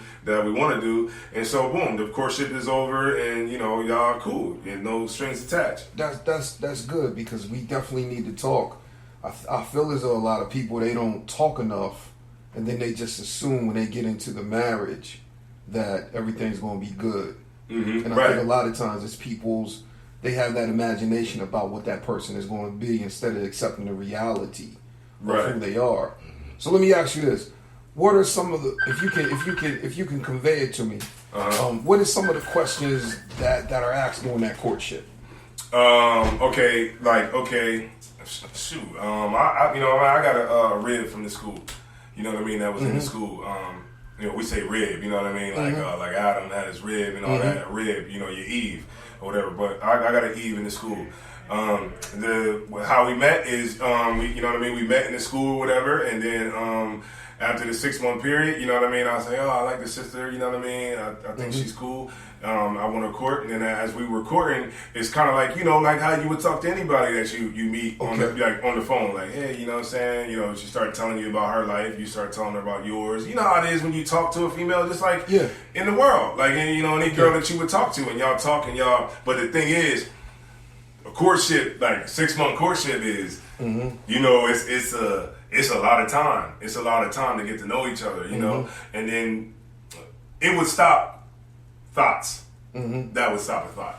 Okay. If you knew that the man you lay down with is going to be your husband, it'll stop women. Women will think about it more, So there's plenty of men walking around here with a whole bunch of wives. Yeah. Let me ask you this: has there ever been people who have, I like him, but he's too serious. He's too involved in the school. He's too involved, and I'm like, he is so dedicated. I don't think that he would make me a priority because he's so dedicated. Well, see, a woman that understands the truth, she understands that a man, we priests and prophets, so we have a job to do. Our job is to get out there and bring our brothers and sisters out of hell. Our job is to bring back the 144,000 so Christ can return. That's our job. So a sister that understands the truth, she's going to support that, and she's going to understand that you might not be able to be home all the time. You know what I'm saying? You got to go out there and work. But a sister that trusts you and understand that you're a man of God, she'll be all right with it. You know what I mean? She'll understand. Like, okay, let me make sure you got something to eat while you out there. The sisters in the school, they understand that. And sometimes, and if a sister felt that you was too serious or whatever, then you might not be the brother for her. You know what I mean? And and like the scriptures say that the church is your wife. That's your first wife, is the church. So everything remember when what was it, Ezekiel? Remember Ezekiel? His wife was his first love. That was the love of his eye, right? And the Lord killed his wife. Because the Lord does not want you to put your wife over this truth. This truth is way more important than your wife. So it's not saying that you throw your wife away or nothing like that. It's just that this business, the Lord's business, is the first thing that you should love. This school comes over my kids. It comes over my wife. It comes over all of that. You know what I mean? Because this is the Lord's work, and because I keep that first, you have a happy life. The Lord will make, you know what I mean? You're like going to be good, and I like that food. You take care of God's business. He take care of yours. Yeah, but if you start saying, "Well, I'm not doing that because she's just so pretty, man. I just can't leave." Well, where are you going at? And you call it, man, I can't come to camp today because I'm just going to chill, you know, or I'm sick. You know what I mean? The Lord sees that. The Lord sees that you supposed to be out in the street and you supposed to be doing His business, but you at home, you know, trying to, you know, lay up with your rib. Okay, no sweat. No sweat. And what He did to Ezekiel, remember what He did to Ezekiel? He gave his wife a stroke. His wife had a stroke, and you know what He told Ezekiel? Put your mitri on, but He said, bind the tire upon that head. Don't cry, you know what I mean? Get out there and go teach, you know what I mean? And that's how it is. That's the God that we serve. We serve a Lord that's terrible, you know what I mean? And a lot of times people try to put the Lord into a box and say that He's all love. If the Lord was all love, the earth will reflect that, but it don't. So we see that the Lord is terrible, man. The Lord will kill your kids. Yeah, the Lord will kill your kids. God is a jealous God. Right. He does not play games. It said that He is terrible towards His doings. Great and terrible. Yeah. So this is what, you know, why we teach it, and that's why it's so important, man. You know what I mean? And that's why when we go out to places, it is going to seem a little bit radical what we say, because it's the right thing. And to say what we say goes against the fabric of America. It goes against the kingdom. So what if people really started listening to us when we said don't eat pork? What if they start listening to us? What's going to happen to Burger King, McDonald's? What's going to happen to all them different places? What's going to happen to the Baconator? People going to stop eating it, right? And the profits are going to go. It's going to decrease 500%. What if people start listening to us and don't go out for Christmas and don't celebrate Christmas? The profits are going to go down 1,000%. And America, the very fabric of America, is going to get chipped at. And they don't like it, and it's not popular. And that's why people look at us and say, well, these niggas is the KKK, or these niggas is too radical. What we're saying is absolutely right. I like that because the crazy part is that it seems like those who have a radical voice, they always label them as troublemakers and that you're militant, you're this, and they put a label on you and call you terrorists, and we gotta watch them. And I'm like, hold up, y'all are the ones that's terrorists. You know what I mean? You up here watching them, but you ain't watching the people that got guns on the Capitol steps. You're right, exactly. You know what I mean? Just prior to, like, maybe what was that? Maybe a week or two before before our protest really started. Remember, white people was protesting about going to the beach. Yeah. Remember, they was protesting because their privileges was taken away, and they was on that. Like you said, they was walking in and out, Capitol Hill, guns and everything. Yeah. You know what I mean? And it wasn't no riot gear out there. It wasn't nobody being slammed on their head. Wasn't no bricks being put out there. Wasn't nothing, like that happened. Yeah, you're right. Because wasn't no rubber bullets, no tear gas, no nothing like that. And they got guns. So, and this is what I got, what I was taught by, Commanding General Yohana, what I was taught by, General Mahaiman and General Haas and General Q, Kobalamov, General Shalimar, you know what I mean, General Kathungabar. Like these are brothers that taught us, you know what I mean, and taught us the scriptures, and because we were taught the scriptures, this is how I am, because this is how I'm supposed to be. This is how we get free. We cannot do the same thing.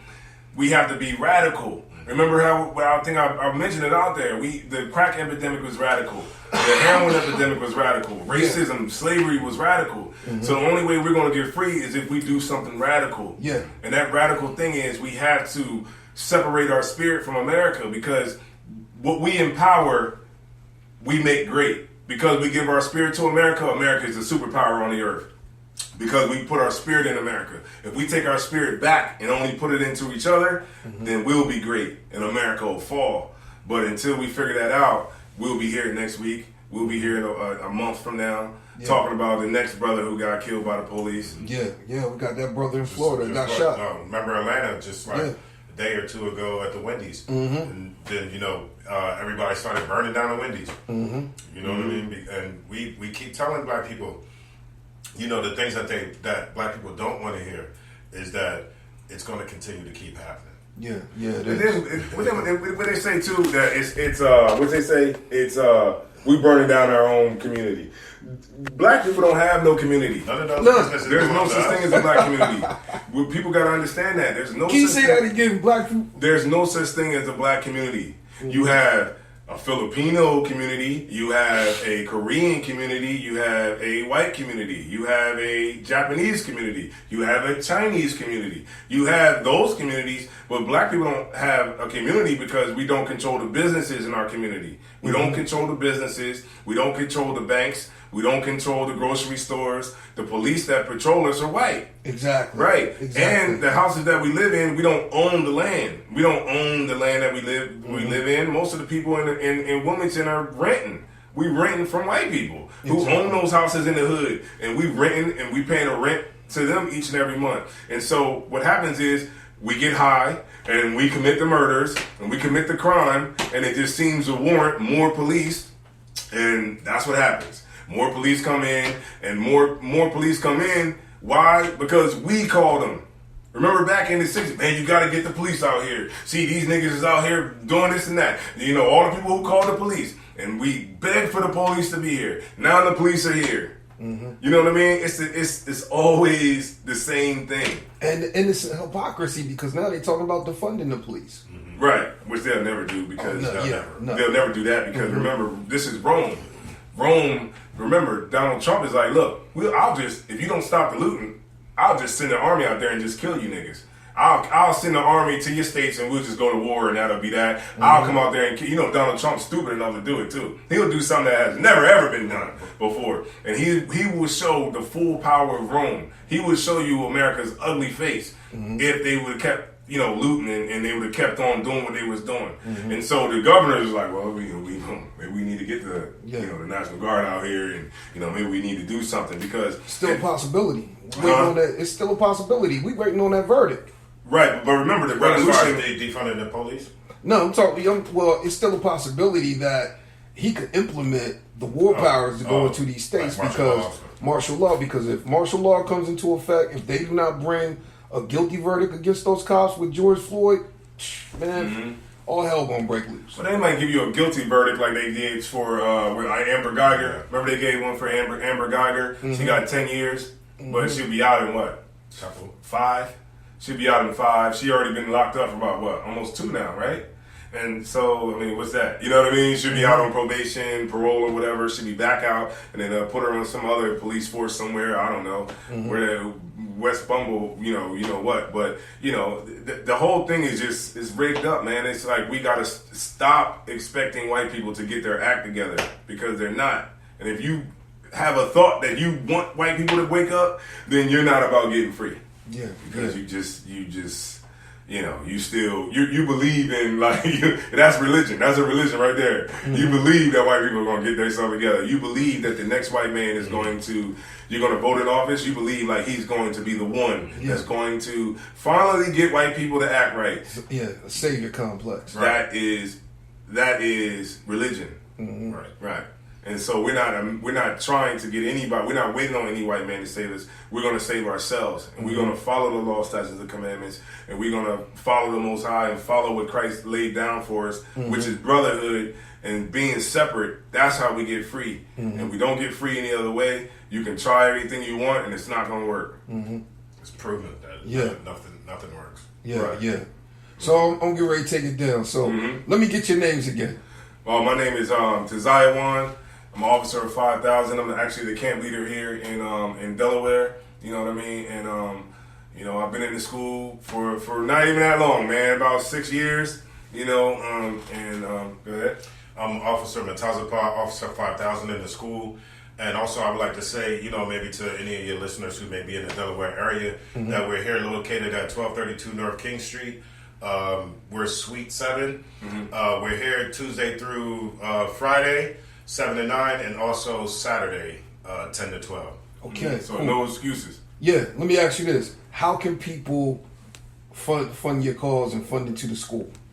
Well, you can go to I.S.U.P.K.com. Okay. I.S.U.P.K.com. You can pay your tithes, man. You can pay your donations, man. Tithes is supposed to be for people who need it. That's the right way to do it. When you get tithes, we gave tithes to the priests because they didn't have an inheritance, right? When we got our land after we came out of Egypt, so we would give our tithes to the priests, but the priests would have the money so that if somebody needed, when you pay tithes, it's supposed to be like a brother come, I need to get my tire fixed on my car. No sweat. Here's the money. Oh, my rent's, I need to pay my rent. No sweat. Here's the money. That's how you're supposed to do tithes. You're not supposed to take the money and buy a Benz. Wow.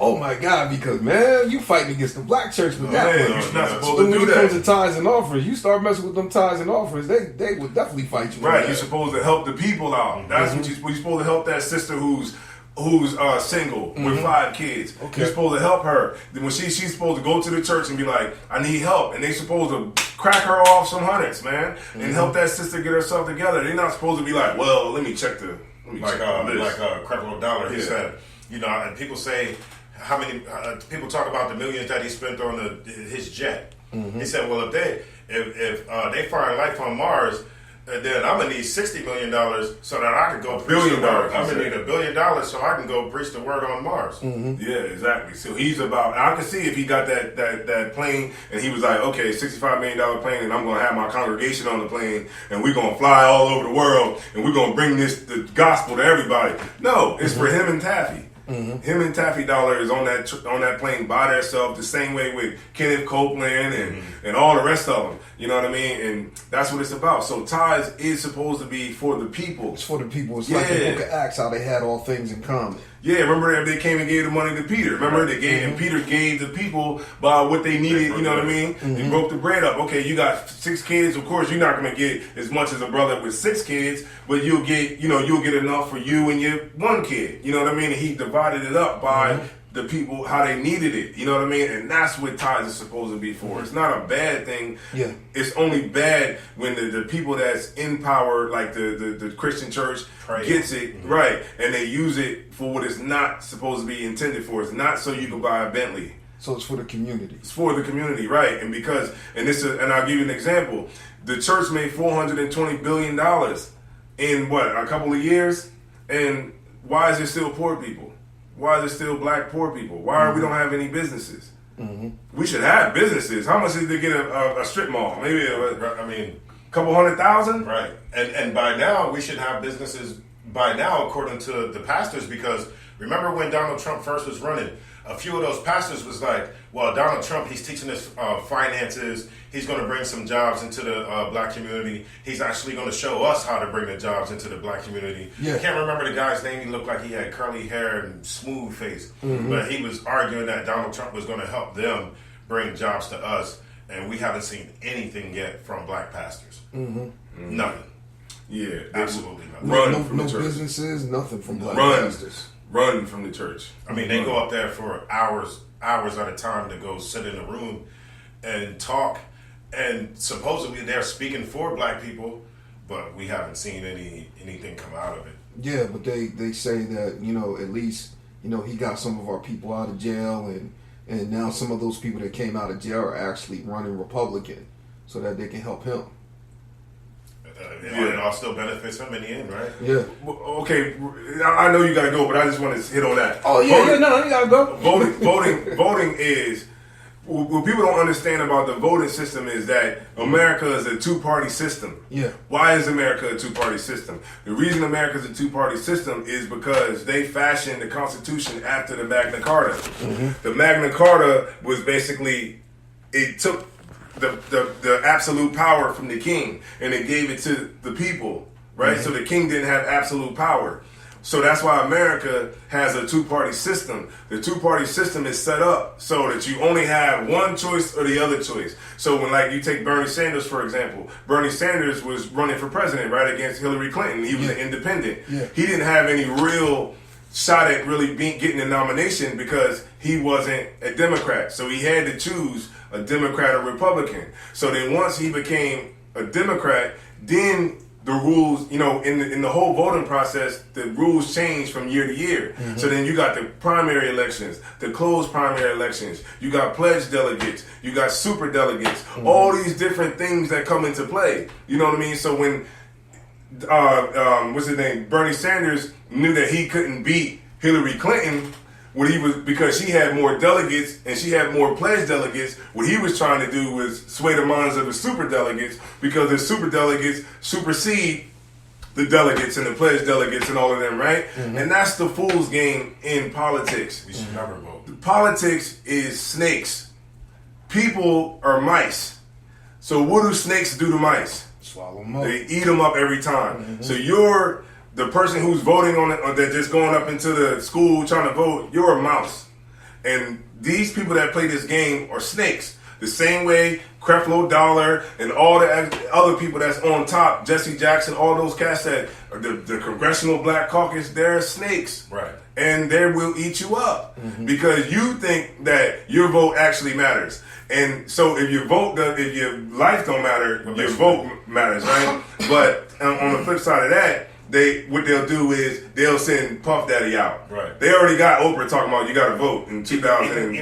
Even pastors. Yeah. Pastors won't tell you who to vote for, but they'll tell you to vote because they already assuming that you're going to vote Democrat. Right. When the Bible tells us never to set a king over us that's not one that's among our brother, that the Lord chooses. So I do one. I give them one that I know people gonna hate from your listeners gonna hate. Obama wasn't us. Obama was an African. He wasn't the first.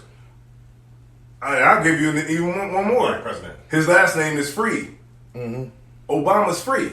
That's a free last name. His name ain't Jackson, Johnson, Washington, Jones. It ain't none of that. He didn't come from us. He came from free people. His father. He's not one of us. They would never put an Israelite in the White House. Now, Michelle Obama was an Israelite, but he wasn't because he's an African. That's why he didn't do anything for black people because he's not black. He pushed homosexuality. He made it okay for homosexuals to get married. Right. He was the first to gay go in each other's bathrooms. Yeah. So, like what I was saying, and I always say, we can't get free with a hashtag. You can't get free with voting. You can't get free with being joined to America. You have to separate your spirit from America. You have to come up in here. Come up in here, man. We got classes all week and learn the correct way. And I guarantee you it will change your life. But until then, man, we'll be here next week or, whenever, we hit, you hit us up or we hit you up or whatever. And, because matter of fact, man, if I could, man, if you don't mind, I'll interview you. We got a podcast too. Yeah. I don't mind because I can give you my perspective because I'm in the black church world and everything like that, so I don't mind. Get us some pastors up in here. Let's debate some pastors. All right. Yeah, I don't mind. I'll try my best. They probably won't because they won't want to mess up their thing. You lose. But it's your church, you don't want to give up your church. So it's like, well, it's a pastor that does do that. I know y'all heard of Pastor Gino Jennings. Gino, he won't debate Captain Tazayawan. Okay. I mean, we try to reach out and everything like that, but he's Christian too. Yeah, he's a Christian. Yeah. Get out of here. You can yell all you want. You still Christian. So let me ask you this: How has the teachings changed you guys individually as men? You can go and take it. Well, as far as me, I feel like I am a man now. I had to come into the truth and be retaught. Like, so I can see myself and everybody around me can tell that I'm a different person. You know what I mean? Like, it makes you stand up and be a man. It makes you, the truth of make you deal with another brother like as men and not as boys. Like, okay, in the streets, if I had a problem with you, I either A, don't talk to you no more, or get the swinging, or get the guns. You know what I mean? Get the strap. In the truth, we go by what the Bible prescribes for brotherhood. Like, if I have a problem with you, I'm gonna pull you like the scriptures say, thee and thee alone. And that's something that we have a problem with doing in the black community. We have a problem communicating with brothers. If we have a simple dispute or something, we handle it the wrong way. And so, just being in the truth, how it changed me is now I understand what life is about. I understand death.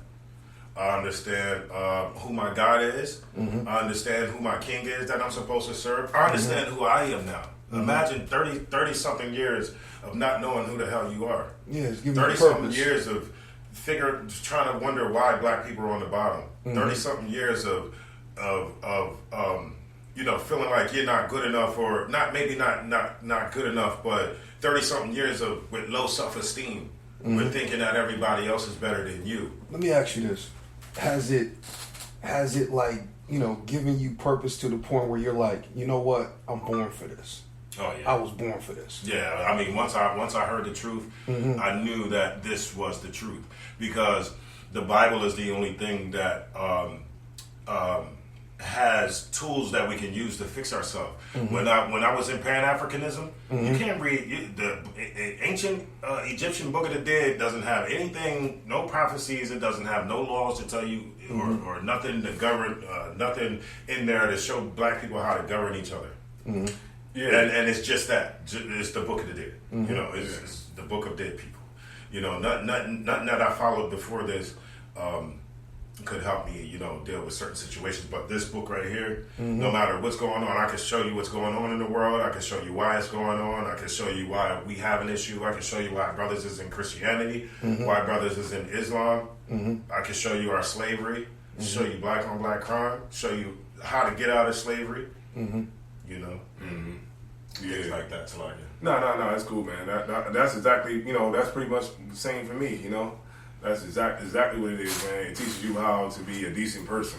It teaches you how to understand who your enemy is, because we don't know who our enemy is. We think our enemy is each other when it's not. Yeah. And that's what the generals taught me. That's what the Bible taught them, that they taught me. You know what I mean? I'm a student in I.S.U.P.K still. I'm a teacher, but I'm still a student. Yeah. Been in school for 6 years now. You know what I mean? And it's a lifetime commitment. It's not something that you could just rock out with for 2 years and just think that, oh yeah, it's over now, I'm good, I got everything I need to know. No, it's something that it's like a lifestyle. It's a lifestyle. Yeah, I like that. A lifestyle. I like that. The Lord is giving you a gift. He's separating you. He's waking you up from everybody that's asleep. So when you come into the truth, the Lord separates you from everybody else. Everybody's not going to get what you're saying, because to them it sounds like you're talking something that they've never heard before, because it doesn't fit the narrative of what's been taught through the Christian church, which is the leadership of black people is the church. So whenever Donald Trump wants to say anything to black people, he goes to the church. When they want to push abortion, they go to the church. When they want to do anything that has to do with keeping black people down, they go to the church. Yeah. Because they understand that's the head of black people. And so what we try to do is we go out and we teach people that we're the head of black people, man. The I.S.U.P.K, man. The Bible, the scriptures, Christ is the head of black people, man. Not this Christ. Yeah, not the one. You know what I mean? Not that so the Bible teaches us how to be, decent people, man. And it's an uphill battle, but the reason that we do it is like what he was saying, is that, and like I believe you had said it, I believe you had said it, where you said, is it something that you always knew you would do? Yeah, this is what we've always done. They said that the spirit of the prophets is subject unto the prophets. So we've been here before. We've been here over and over and over, doing the same thing. Whenever the Lord sends destruction down to the earth, he sends his prophets out in the street to warn the people first. That's how it's always been done. And when you see us out on the street, that's exactly what you see in the Bible. When you read the book of Nehemiah, where he was on the pulpit of wood, and he opened up the book of the law in the sight of the people, and the water gate, which means like by the stores where everybody was shopping at and stuff like that. And when you see us doing that, that's exactly what what we've always been doing in the Bible. Right. Okay. You just seen it in a modern time. You know what I mean? I got one last scripture. What do you say to people that say, that give you Ephesians chapter 6, for we wrestle not against flesh and blood, but against principalities, powers, rulers of darkness? Because some people will make you believe that this is a spiritual issue, and we don't need to be talking separation from whites. We need to be warring against those evil spirits. That's a spiritual fight. Yeah. Evil spirits. It's a spiritual. And you gonna grab a gun and shoot somebody, evil spirit? No, you know what I mean? Yeah. A lot of black people think that we're supposed to just bear arms. Like we're not telling you not to bear arms, right? Because if you're able to get one, then it's your right to be able to have a gun and protect your family. So if you're able to get one, then of course get one and to be able to protect yourself. But we can't be foolish enough to believe that we're going to grab guns and go up against the people that's making the guns. We're foolish to believe that we're going to give 15,000 people, or let's just say whatever we got, 20,000 men, to bear arms, right? And if the oppressor knew where we was at, guess what he'll do? Just fly a drone over there and kill all 20,000 people in one shot. There's no way that we're going to be able to win that way. What we have to do is, like you said, separate our spirits from America. Take back our love. Give it to black people. Don't spend your money on those holidays. Don't you go to work. You go to work. You do your 8 hours, and then you come home to the people that you need to come home to the people that suffer the same, the same atrocities that you suffer. That's in the ghetto with you. You come home, you get into class, you learn, and then you raise your people up. You feel me? I'm trying to get that. Let me ask you this. What's your view on interracial marriage, and how do you view some of these black men marrying white women? Interracial marriage, according to the Bible, is wrong, and that's according to the Bible. When I give you an example, Deuteronomy chapter 7 and verse 3. Before we went into the land of Canaan, the Lord left 7 nations there to try and to prove Israel. They was there to test us. And before we went in there, the Lord said, "Don't take their daughters to your sons, and don't give your daughters to their sons." But what did we do? We did it. It's exactly what we did. Would you say that's the downfall of Solomon? Of course. Split the damn kingdom. The Lord, and the Lord, if I could, and the Lord destroyed. The Lord sent the flood because of that.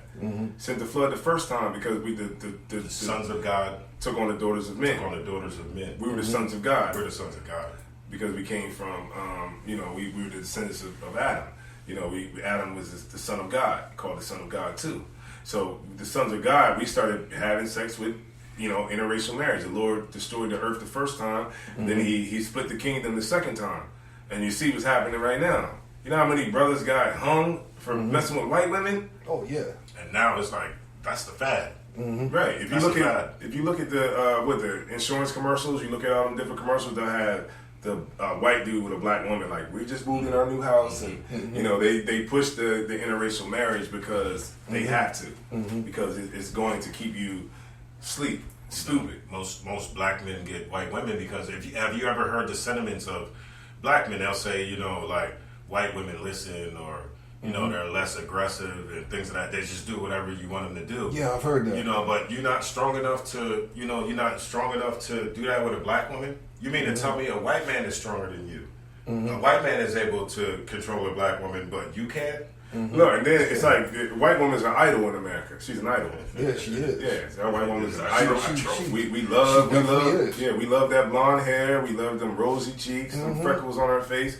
We love all that. We love a white woman, and she's a status symbol. Yeah, too. Because as soon as you get $2 in your pocket from shooting a basketball, first thing you do is go get a white woman. And then when she divorce you, she gonna get run off with half of your bread. Take it back to her nation. Exactly. What's the name? Tiger Woods tried it, man. She got $700 million. Oh my God! Out of Tiger Woods, and she ain't never did nothing. A hard day's work. You know what I mean? Yeah. Life. Look at OJ. He still was taking pictures with white women. He does not learn at all.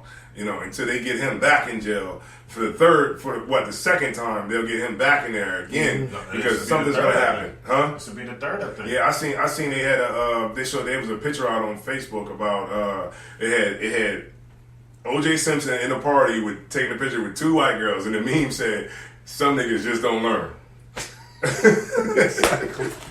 Exactly. Man, look, I would have left the country after that. I would have been like, you know what, I'm out of here. See y'all later. So yeah, man, that's our views on it, man. It's just get with your sister, man.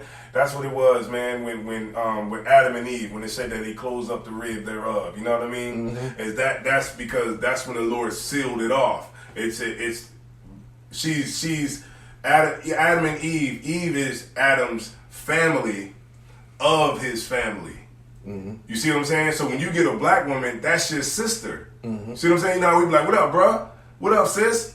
That's your family, right? When you get with a woman, she's black, that's your family of your family. Yeah. See what I'm saying? I like that. That's what you're supposed to do. Because we all come from, as far as most of us, Negroes, we all come from the tribe of Judah. We would all be brothers and sisters anyway. Yeah. You see what I'm saying? So when you get your rib, you got to understand that she's your sister. She's your family. She's a sister first and foremost. She's your family. You know what I mean? So you treat that sister right when you get her. So even when you do see you might be at a club or something like, what up, sis? And then, you start talking or whatever, and things take, go to the next level. That before you got with her, that was your sister. Right. And that's like I say again, that's your family of your family. Like the white woman is not your family. She doesn't know anything about being on those ships. Yeah. She don't know nothing about the plight of you. Right. Yeah. She don't understand that because she's in heaven and you're in hell. And so she can't understand, she can't sympathize with you, and she does not understand your plight. So why be with a woman like that? Get with your woman, man. She broke. Yeah, we understand all that. We both broke. You know what I mean? Get with your people. That's what the truth teaches you. Get with that woman, man. Train her up right, man. Teach her the scriptures. Get into the Bible and do those things to make your family strong. Because without that, we're gonna fall every time. We're gonna fix each other up together, man. That's what we gotta do. We gotta do that, man. Does this make sense to you? It does. It makes a whole lot of sense. Like what we've been saying? It's making a whole lot of sense, because what I'm getting from you guys, I'm getting another perspective, and I see it because you're giving the contrast, and it's almost like how is this supposed to work when you are asking somebody for freedom, you're asking from somebody for equality, and you look at the history and they have never lived up to their part of the bargain. Right. You know what I mean? It's almost like, how is it that we can sit up here and preach certain things and even talk about the Constitution when it says that all men are created equal, but it never included us? We were property. We was always 3/5 of a man. Right. You see what I'm saying? So you see how in the Constitution it said all men, but it wasn't referring to us. Yeah. We was in slavery. Now you see how when we read in the Bible it can say all men, but we understand that it's talking about Israelites. Not talking about everybody. The church would be like, see, it say all men. Oh, yeah. Forget read the beginning of the chapter where it's only talking about Israelites, or the middle or the end where it's only talking about Israelites. This is our Constitution, man. The Bible is our Constitution, and that's how we have to treat it. It's our Constitution. It's the Constitution. So let me ask you this, man. Why is it so important for people to read the Bible? Why? Because you're reading about people that are dead. You're reading about the mistakes that our ancestors made, and really, when you get on a deeper level, it's the mistakes that you made, because we are the same people. We're the same people that went into captivity. We're the same people when Moses said that you're going to go into captivity. It was you. It was me. We was listening to it. You know what I mean? Because that's not preached in the Christian church. Yeah, we don't hear the emphasis of reading the Bible. Yeah, right. We were listening to Moses say what he said. That was us. That was you, me. That was us. We went through captivity. That's why, how it's a spiritual thing. Like, we even understand it. Like, you ever hear black people be like, man, we've been in here for 400 years. We've been in slavery. But you were just born in the 80s. It's because it's in your spirit. You was in captivity for 400 years. You know what I mean? And that's why it's important to understand that. The pastor ain't going to give you that understanding because he's a weasel. Right. And he's not authorized to. The Bible says to speak as the oracles of God. So he's not authorized to teach the Bible. If you ever look at our videos, it says, it says these are trained professionals, that are authorized by the I.S.U.P.K to teach the Bible. Because it's just like anything. You have to be taught first. You have to be taught by the men who the Lord raised up to do it. You see what I'm saying? So it goes from father to son to father to son. Right. And in this respect, yes. Because it's school. Those are our fathers. You know what I mean? Those are our spiritual fathers. You know what I mean? Who taught us the scriptures, and they pass it down. It got passed down to them, and they pass it down to us, and we pass it down to our kids, and we teach brothers and sisters that come to class. And that's what it's about. You should read it because that's your history in there. Right. It's the missing link to, like, a lot of us believe that we just fell out the sky on a slave ship, and then that's where history begins. I mean, in school, that's what they teach us. Yeah, that's and what then if you don't have the mind to question it, that's what you're just gonna go with. You're gonna sit there, listen to that teacher say that, and never think twice about it. But then this is the missing link to our history. This is what was going on in the ancient times. Year 1, 2, Paul and all them was coming. This is our history that has been missing. And you see that says Jacobus. Jacobus. See that? I.A. See? Okay. I.A.C.O.B.U.S. He knew that he was Judah. Oh, okay. King When James. you type in that word, And if you look right here in his hand, you see how he has like a ball in his hand? That's represented world rulership. Okay. He sat on 3 thrones. That's what they call today Great Britain. We ruled Europe. We ruled all of that. We ruled all of that. They called it the Dark Ages because they said that there wasn't no learning going on in history. No, it was because we had took over the Roman Catholic Church. But the Roman Catholic Church came back on the earth into power. And that's what we see now. The Romans are in power right now. This is Rome. America's Rome. The same way America is set up, that's the same way Rome was set up. Yeah, and Rome fell from within. Right. And America's going to fall from Christ through nuclear war. That's what's going to happen. Nuclear war. So let me ask you this, man. Where do you see you guys going? To the moon. What we're going to do is we're going to get out here on these streets and we're going to grind it out every day. We're going to be out there every week. And once this whole pandemic thing kind of, it kind of starting to lighten up a little bit, we're going to be out in the street. Before they had, restrictions on, the gatherings out there on the streets and stuff like that. But we was still going out there up until the point where they had to, really start enforcing it. Like, oh, y'all can't be out here like that. And which is fine. You know what I mean? We still got classes. We still got online classes. We still got all different kinds of ways. So we'll be out here grinding, man. You see, we doing work in the school. We doing work in the school because we completely revamping the school. We redoing it. It's like another second wind, you know what I mean? Like we had it one way and we about to revamp the whole thing again. We got more people that's understanding and coming into the school, and we just gonna keep rocking until we bigger. And a lot of brothers that's coming into the school, if I could sidebar, are not just from Wilmington. We got brothers in here from Smyrna, Riverside Projects, Kent County, Sussex County, all Delaware, man, come up here. And that's what it's about. We getting Delaware together. That's good. That's real good. That's real good. Let me ask you this. Are you guys like on social media? Y'all do like Facebook Live videos and stuff like that? Y'all got a YouTube page? Yeah. Yeah, we got I.S.U. You can go on I.S.U.P.K Delaware on Facebook. You can go to U.P.K Delaware on Instagram. You can also go on YouTube. We got a YouTube channel called I.S.U.P.K Delaware. And when you type that in on YouTube, it's going to bring you right to our videos. And we got videos of class every night. And then also, this is the only night that we don't have class, which is Monday night. You can type in I.S.U.P.K, Chicago, California, anywhere around the United States. You can type in I.S.U.P.K plus whatever city you in. And I guarantee you we got a camp there, we got a school there. And so, no excuses, man. A lot of people try to have excuses. Get your butt out from underneath the covers, you know what I'm saying? Turn the Netflix off, put the Pornhub down, come on outside, man, and learn and how to serve your people.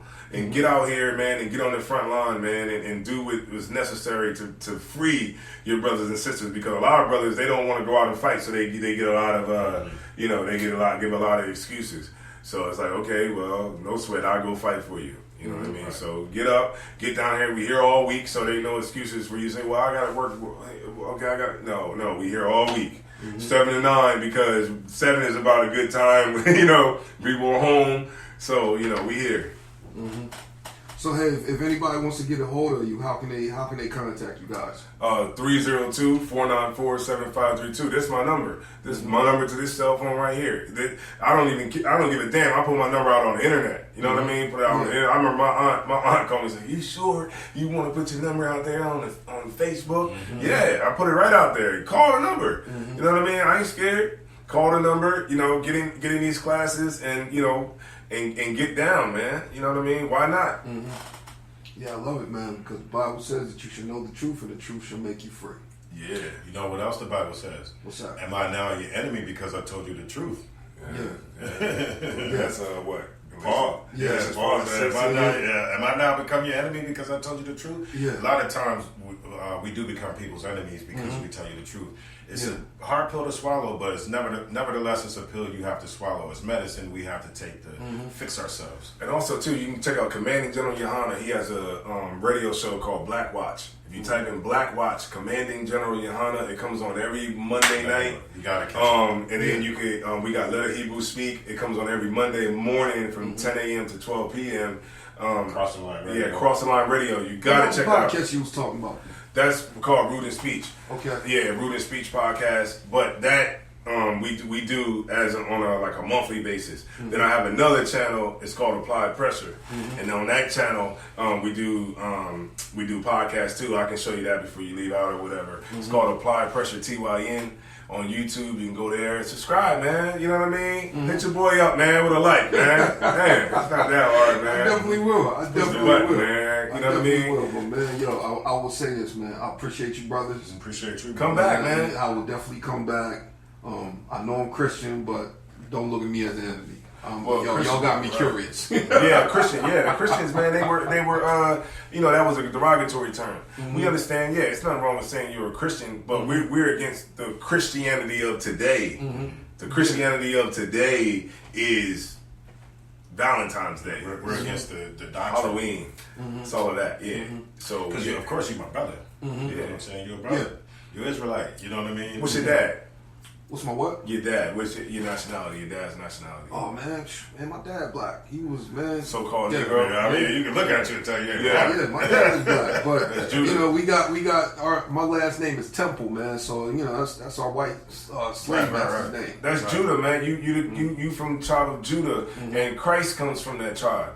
Solomon. Christ comes from the tribe of Judah, man. Yeah. So one thing I will say, man, I think probably the one book that I love in the Apocrypha, man, is the Wisdom of Jesus. I love that book. Oh, Wisdom of Ecclesiasticus. Yeah. Yeah, man. Yeah, that's one of my favorite books in the Apocrypha, man. Because believe it or not, man, Geno Jennings turned me on to that book. I was like, what is he talking about? I don't see that in the Bible. Yeah, man. Yeah. You know what I mean? We ain't trying to lie to you, man. We giving you the 100% truth. Yeah. So, yeah, man, I appreciate it, man. Just no sweat. Just the different perspectives. Even that right there, man. What's that? That's a form of capital punishment from the Romans. I'll show you. The Romans use that as capital punishment. Yeah. So it's not significant to Jesus. It's just how everybody was killed. That was got the death penalty. Yeah, I'm even starting to second guess it because I may stop wearing it because I'm looking at the fact of what did the cross represent to black people, and what does the cross represent? What does the cross represent to black people when the Klan uses it? And they still do it. They still crucifying people today. Yeah. When they put you in the electric. I mean the what's that? The lethal injection. They got your arms out. It's still the same people. So they still doing the same thing. I'm looking at the fact of the cross is a symbol of the church, universal symbol of the church, but also the cross is also used as a symbol of power for the Klan. Well, Christ was just, remember, Christ wasn't the only one killed on the cross. Yeah, this is cursed as a man that hangs on a tree. Right, so when the Romans just used it as like a scare tactic. Right. So it's like if Christ was killed with a gun, would you rock a gun? Yeah. And we actually, if I may, it turned into worship of the cross. You know what I'm saying? And then with Islam, it came into worship of that stone. And in Deuteronomy, it mentions that. It says in Deuteronomy 28 and 64, it says, and the Lord shall scatter thee among all people, which we were throughout slavery, right? It says, from the one end of the earth even unto the other. And there thou shalt serve other gods, which neither thou nor thy fathers have known, even wood and stone. So we understand that wood to be the Christian cross. And we understand that stone to be in that damn Kaaba, the Kaaba stone in Mecca. And that's the two major religions on the earth that black people are in. And that's actually the curse. The Lord said, I'm going to make you, so you don't want to serve me. I brought you niggas out of Egypt. I showed you my power. I split the damn Red Sea. I got you out of slavery. And I showed y'all. And you still want to go serve it. No sweat. Now you're going to serve wood and stone. You're going to serve wood and stone. And now you see in the earth right now, it's what? How many billion Christians? 3.4 something billion Christians. And then it's even mathematically because Christ is not back because we don't have 144,000. Like if being a Christian was being a Christian was the right way, Christ would have been back. Right. That would have been enough people to bring Christ back. Right. 144,000 is just the ruling government under Christ. When Christ gets here and he kills and we kill everybody and put them in captivity, that's going to be the ruling government. You do know about the 144,000. I've heard about the 144,000, but here, it's in Revelations. But The Jehovah Witness got that on lock. They say they the 144,000. Oh, boy. If there was 144,000, Christ would be here. The whole witnesses is made And by white people. It was started by a white man. Charles Russell. He said he was didn't he say he was a prophet or something? And guess what he built under? His tombstone is a pyramid. He's buried underneath of a pyramid. Why? Because he was a Mason. What do the Masons do? They worship Egypt because Egypt, the Masons were the builders of the Temple of Horus. So they worship Egypt because Egypt had the children of Israel in captivity, and now America has them. So. Wow. So since America has us, they worship Egypt. That's why you got Egypt on all the money and all that kind of stuff, because they worship Egypt because Egypt had the chosen people in captivity, and now America does, and America is the superpower because we're here. What about the Black Masons? You got a dollar? Huh? What about the Black Masons? The Black Masons, what the hell, Turner? What you say? You got a dollar? Yeah. Black Masons. You remember? There you go. Okay, remember when the script? Remember he read the scripture earlier where it said he was going to take us into Egypt again with ships. Mm-hmm. Now remember on the dollar, right? Mm-hmm. And this is just how white people just they use signs and symbols. Yeah. We was in Egypt, right? Mm-hmm. And when the Lord said He was going to bring us into Egypt again, where are we at? Right here in Egypt again. Yeah. You see? You know, you got the pyramid. We was in Egypt. Then the Lord said, well, in our first slavery, of course, then the Lord said, I'm going to bring you into Egypt again. Mm-hmm. And that's that symbol. When you look at that eagle, it's that bird with the circle on the top of it is the same bird with the circle on top of it that the Egyptians use. Mm-hmm. Wow. Mm-hmm. You ever seen the bird with the circle? Egyptian bird with the circle? Yeah, I've seen it, but I've never paid attention to it. And remember, this could be all off the record, but if you want it. Oh, hold on. No, it don't matter. All right, go ahead. Yeah. But remember, the Lord said that it said that Esau, he exalts himself as the eagle. Mm-hmm. So remember, every nation that has been like a white nation, they always exalted themselves as an eagle. Remember, the Romans had an eagle. The Germans had an eagle. You know what I mean? And America has an eagle. They all have the eagle. That's the same eagle. That's the eagle that you would see in Egypt, right here. I see it. That's the same eagle that was on that dime, the back of that dollar bill. So isn't that one of the Egyptian gods? Yeah, it's like I'm not sure which god, but they pray to half men, half dogs, and whatever, all that kind of nonsense. So when you look out here, like this is Egypt, and this whole thing is the, like, when you see how it's all concrete, it's concrete everywhere. It's a cave. We the white man created a cave. You know what? That's where he came out of. And what I'm getting is when you say gods of wood and stone. Yeah. I'm looking at how some pastors worship that building, and they went to the Capitol to fight to get people to go back into that building, which is nothing but wood and stone. That's it. Yeah. So if I can show you something real quick. Yeah. I'll show you something real quick right here. Check this out. No, I did. No, you have to come so I can show you. I got it on the wall. Look, you can even find a meme with both of them together. Okay, I see it. Yeah, I see it. These brothers did some work up in here, man. Yeah, they did real good, man. They did real good, man. I got to give them a written copy. No. Yeah. Oh, man, that's nice. Man, yo, how many members y'all got? We got, look at the seats, man. we got a lot. But they just did all that over. Mm-hmm. Brothers came in here on an off day, came in here, painted, and hooked up. Because all of this was black and orange. This was orange.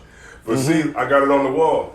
See, the Lord said that we would go back into Egypt. Mm-hmm. Now, if you look at like the Egyptians, we were there. There's only one pharaoh that's depicted sitting down, and that was Ramses. Mm-hmm. And then when you get to America, whenever they make a statue, they make a statue of a person standing up. Abraham Lincoln is sitting down. Mm-hmm. See the parallels? Yeah. You see the obelisk? Yeah. You see the obelisk in obelisk, yeah. You see this neoclassical design? Mm-hmm. It's the same neoclassical design that they have in Washington, D.C. The Lord said that we would go back into Egypt if we broke the commandments, and we did. Mm-hmm. We came directly back into Egypt. And when you look at all these religions, this is Charles Russell who started the Jehovah's Witnesses. And that's his pyramid. Wow. I mean, that's his tombstone. Yeah, there's a whole lot of black people that's Jehovah's Witnesses. And every single, so what would you say, what would you say your denomination is? Baptist? Nah, Word of Faith. Yeah, you can put me in there with the Charismatic and the Baptist. So look, this is who started the Baptist, this cat. Mm-hmm. It's all white people. Mm-hmm. White people cannot teach you the Bible. You know what I mean? All these religions were started by white people. Okay. The Mormons. This is Charles Parham, isn't it? That's Charles. Yep, Charles Yeah. Parham. Yep. Okay. Yeah, And because how can Charles Parham teach us about the Bible? He started the Pentecostal religion. Yeah, because you also had that black guy William Seymour, and William Seymour was taught by him. Yeah. And then William Seymour ended up leaving, and then they had that Azusa Street revival, and then he came along, and then he was wondering, why you got all these people together. Because the crazy part about it is that even in church, you still have racism, you still have all of those things. Right. And a lot of people feel as though that because I'm in church, because I'm a good person, I'm not racist, I'm not this, I'm not that. I'm like, nah, if your heart and mind ain't converted, you still all of that. Yeah, this is Esau. All of these people are Esau. They're the devil the Bible speaks about, and they're the reason why. That even you got 7-day Adventists. Look, there's a difference between white Christianity and black Christianity. Black Christianity teaches you to love and turn the other cheek. Yeah. White Christianity says we can come and spread Christianity by the sword. If you don't get down, we're gonna kill you. If you got black skin, we're gonna kill you. If Yeah, you don't- right. you That know was what the I mean? Crusades. So when you look, and just like what he's saying is right, because and like even when you look at Africa, right? This is Africa. You look at this map of Africa in the 1700s. It was called Negro Land, and then Negro Land, we had right. Where's it at? Yeah, the slave coast right here. Yeah, right here. The Kingdom of Judah is right. I believe I got it over here. That's right. Yeah, the Kingdom of Judah. right here, the slave That's coast. where we were when this map maker. What's the name? What was his name? 17th. Not Famous Cromwell. cartographer. I forgot his name, but he did the royal holdings of the king, and Emmanuel Bowen. Emmanuel Bowen, and he basically he wrote that we were there. He knew that we were there. We was in Africa, but we were separate. So what the Africans did was, when the slave trade came, Africans didn't sell other Africans; they sold us. That was the prophecy that got fulfilled. What's this? And this shows you. That's the sugar cane. Yeah, that's the they had a lot of black overseers. See how they had them spread eagle and they whipping them. They got another slave whipping it. Yeah, they used to have a lot of black people that used to do that. And what's this right here? Black This the church. black church? Okay. And These then, are black churches. and then when you look, like, this is how we came here, of course. Yeah. But when you look at this little girl, man, I noticed that little girl. That looks like a little girl that would be out on the street. Yeah. Out in the hood. She's in the fields picking cotton. If I could point out, mind? This right here, where it shows you where we was at, Negro Land, right? Proves to you that we're not African. Because why would Negroes only be in this one area? Wouldn't the whole continent of Africa be Negro Land if we was all Negroes? Why would we only be in this one area? So what? Negroes was only over here? So where was the Africans at? Or is this the only part of land that people was at? And nobody was up here, nobody was over here, nobody was over All here, over. or down there? All over. Yeah. So that shows you that Yeah. there's a difference between, there was two different types of black people here. You got your Negroes and you got your Africans. And when you go into the Zondervan Compact Bible Dictionary, when you look up the word Ham, it tells you that he's the progenitor or father of the dark nations, Let me ask but you not this. the Negroes. Yeah. We always talk. I've looked at that. People always use that curse of Ham. Is that legit? No. No. It came from rabbis. Okay. Yeah. Can't Remember the curse? You got it. Oh, sorry. No, you got it. No, you got it. Go ahead. The curse was actually put on Canaan, not Ham. Because you have some people, oh yeah, God cursed the black people, and he got the curse of Ham, and I'm like, you got to be kidding me. It comes from the Talmud. It comes Okay. from early rabbinical writings. Okay. The curse of Ham. It doesn't come. That comes from white people trying to, exert their white supremacy. Yeah, exactly. So listeners, that's the reason why we got to have our faith and our religion decolonized. Yeah, That's man. the reason. Because if you ain't reading your Bible, you will believe that you're cursed because you're black, and they will give you the curse of Ham. So on that note, I'm gonna be out. But brothers, can you man. give your names again when you have service? Tazayawan, man. All right. 5,000, man. We got service Tuesday through Friday, 7 to 9 p.m. And then also we got Sabbath service on Saturday from 10 a.m. to 12 p.m. So my listeners, if you're curious about what these brothers do down here, come on down. Yeah. They got service on I want to Saturdays. say thank you, brother. No problem. Well, let me get it. You know, we say the water means The water. All right. You know what I mean? Let me get a picture with you guys. Let me get a picture of you guys so I can put it up on the